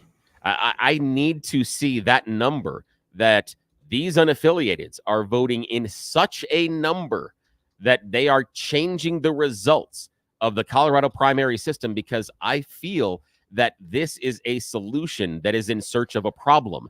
This, to me, is it reminds me of when I coach, and I come back to this a lot, but it reminds me of the coaching analogy that when I'm coaching kids between about, late third grade into early sixth grade, that the majority of the time when they lose, it's not because the team didn't perform well or my individual actions on the field didn't contribute. They're drunk. It's because the ref didn't like us. And so the system was set up against us, that if only the ref wasn't friends with them, we would have been victorious. And that's what I hear. I hear this as, this isn't about us, and we're not going to take inventory of us and where our party is. We are instead going to blame the system, and we are going to say it's the system that is causing us to lose. So we are then going to change the system. The problem I have is, if in the next couple of election cycles, the trajectory of the Republican Party doesn't change, do the people in the party then have the wherewithal, or at least the testicular fortitude, to look in the mirror and say, maybe we were wrong? No, there's none of that, because as we've discussed before on and off the air, there is, and this isn't just conservatives that think this way, there's this natural psychic defense that you build up where you convince yourself, one, I'm right. I know I'm right because I hold these values. I also know that my values and principles are widely held by all the people I surround myself with politically, and therefore they're the ones that other Coloradans would support. I know that. And so if I have the right ideas and they're the popular ones and we're not winning, it must mean there's something wrong with the system. The election is stolen. The primary process is rigged. Too many people are that's the only explanation you can have. There's never a moment that someone goes, I think I'm right, but the majority of people disagree with me. What do I do now? And if you never have to confront that, you never have to compromise, you never have to talk about a solution that isn't a 100% purity test, litmus test solution. All you have to do is to continue to thunder away, system is rigged, I've been cheated, change the system. And that's the problem. And that's not just us, by the way. That's the other side too. Absolutely. And that also reinforces your predetermined conclusions, that I don't have to examine my conclusions or my positions because I'm right, but it's the system that is wrong. And so then you have no self-reflection. I find that the same thing that you're describing, when everybody you talk to, okay, not everybody, but a vast majority of people you talk to will believe that they are moderates politically. Even if you're a conservative, many people believe I am a moderate conservative. But I am. And the reason they believe that, though, is because people sit there, they stand there, and they look over to their left, and they see people on the left, and they look over to the right, and they see people on the right, and they go, wow, I have people on the left of me. I have people on the right of me. That must mean I'm the middle. That must mean I'm a moderate because I can find people on either side of me. So I am now a moderate. And that's wrong because people don't internalize and examine where they fit on that political spectrum. And again, same thing here is there's no self-examination. And the Democrats, to their credit, did some self-examination in Colorado and said, maybe some of these things, some of these messages that we have, maybe we don't say them out loud. Maybe we soften. Well, now the they're messaging. in a position where they can say just about any damn thing. Exactly. They've won so many things. They've it doesn't changed matter. them. Yeah. But they did absolutely change and soften their message to make it more palatable to the average voter, knowing that if they came out and said, hey, you know how many people we'd love to have abortions in this state? Let us tell you. They didn't do that. They didn't do that. Here's someone, a drunk that's clearly found their phone because they have Billy is 100% correct. Oh, God, no. But they also said the opt-out crowd knows that caucus and assemblies can be manipulated, and they like it because they know the rules. The rules newbies don't. I appreciate that texture. Now, again, there are meetings that can help you with some of these addictions, and starting so early in the morning with the imbibing of liquor, not the best. Yeah, thing. yeah, right. I'm just Hopefully offering they're not some texting while friendly they're driving. advice, just some friendly advice. Hopefully not an RTD bus driver Yeah, again. probably not. Traditional conservatives stand on principles, not on bending rules to win their way. The opt-out crowd also doesn't get that Colorado's demographics have changed drastically over the past 20 years. 100% right they have. This is a different text. We need candidates who speak to issues and not talking points. Candidates get off the rails too easily and pander to the Facebook meme crowd. Well, there's something to the social media thing. You're right about that. Where there's smoke, there's fire. The election was stolen. Mail-in ballots are too easy to defraud. Wake up, exclamation point. Well, just do me a favor. Show me the evidence that they were voted fraudulently. I'd love to consider it. I am open-minded to this whole thing. I do think that there's a chance that they could be fraudulently voted.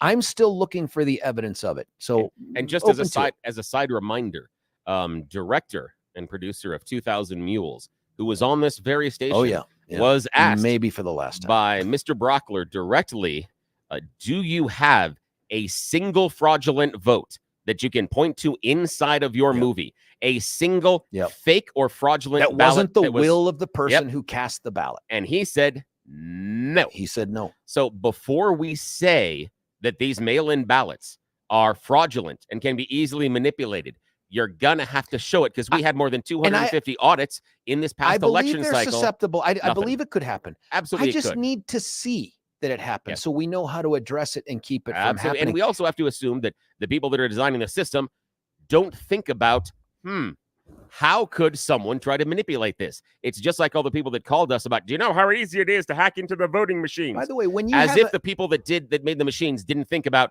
maybe someone shouldn't hack in. I think it's still true. I think it's still true that a majority of clerks and recorders are still Republicans. Yes. Well, why aren't we winning then? Why aren't, because we're so principled we won't engage in the fraud? They're obviously rhinos. Obviously. There it is. We have found it. Tina Peters. I know. See, as a veteran and former top prosecutor in Colorado's largest and sexiest jurisdiction, that's the 18th Judicial District, I know how vital home protection and security are. That's true. Listen, I'm a gun owner. I'm a concealed carry permit holder. Once my authority drained away as a result of the law when I couldn't run for DA anymore, I went out and got a concealed carry permit. I am a big Second Amendment supporter. Well, Colorado recently passed a 3-day waiting period on firearm purchases. So this Saturday's Tanner Gun Show, it's the last show you can get your firearm the same day. I think the law goes into effect on Sunday.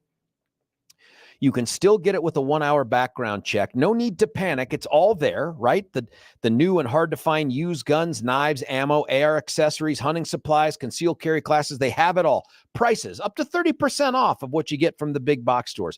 3 to 7 p.m. on Friday, 9 to 5 on Saturday. I think the law goes into effect on Sunday from 10 to 4. Your ticket for any of those days is good for all those days. They're available online at tannergunshow.com. It's at the Crown Plaza, easy to get to, and always free parking. That's tannergunshow.com. When we come back, we'll wrap up with your texts, your calls. It's George Brauchler, 710 KUS.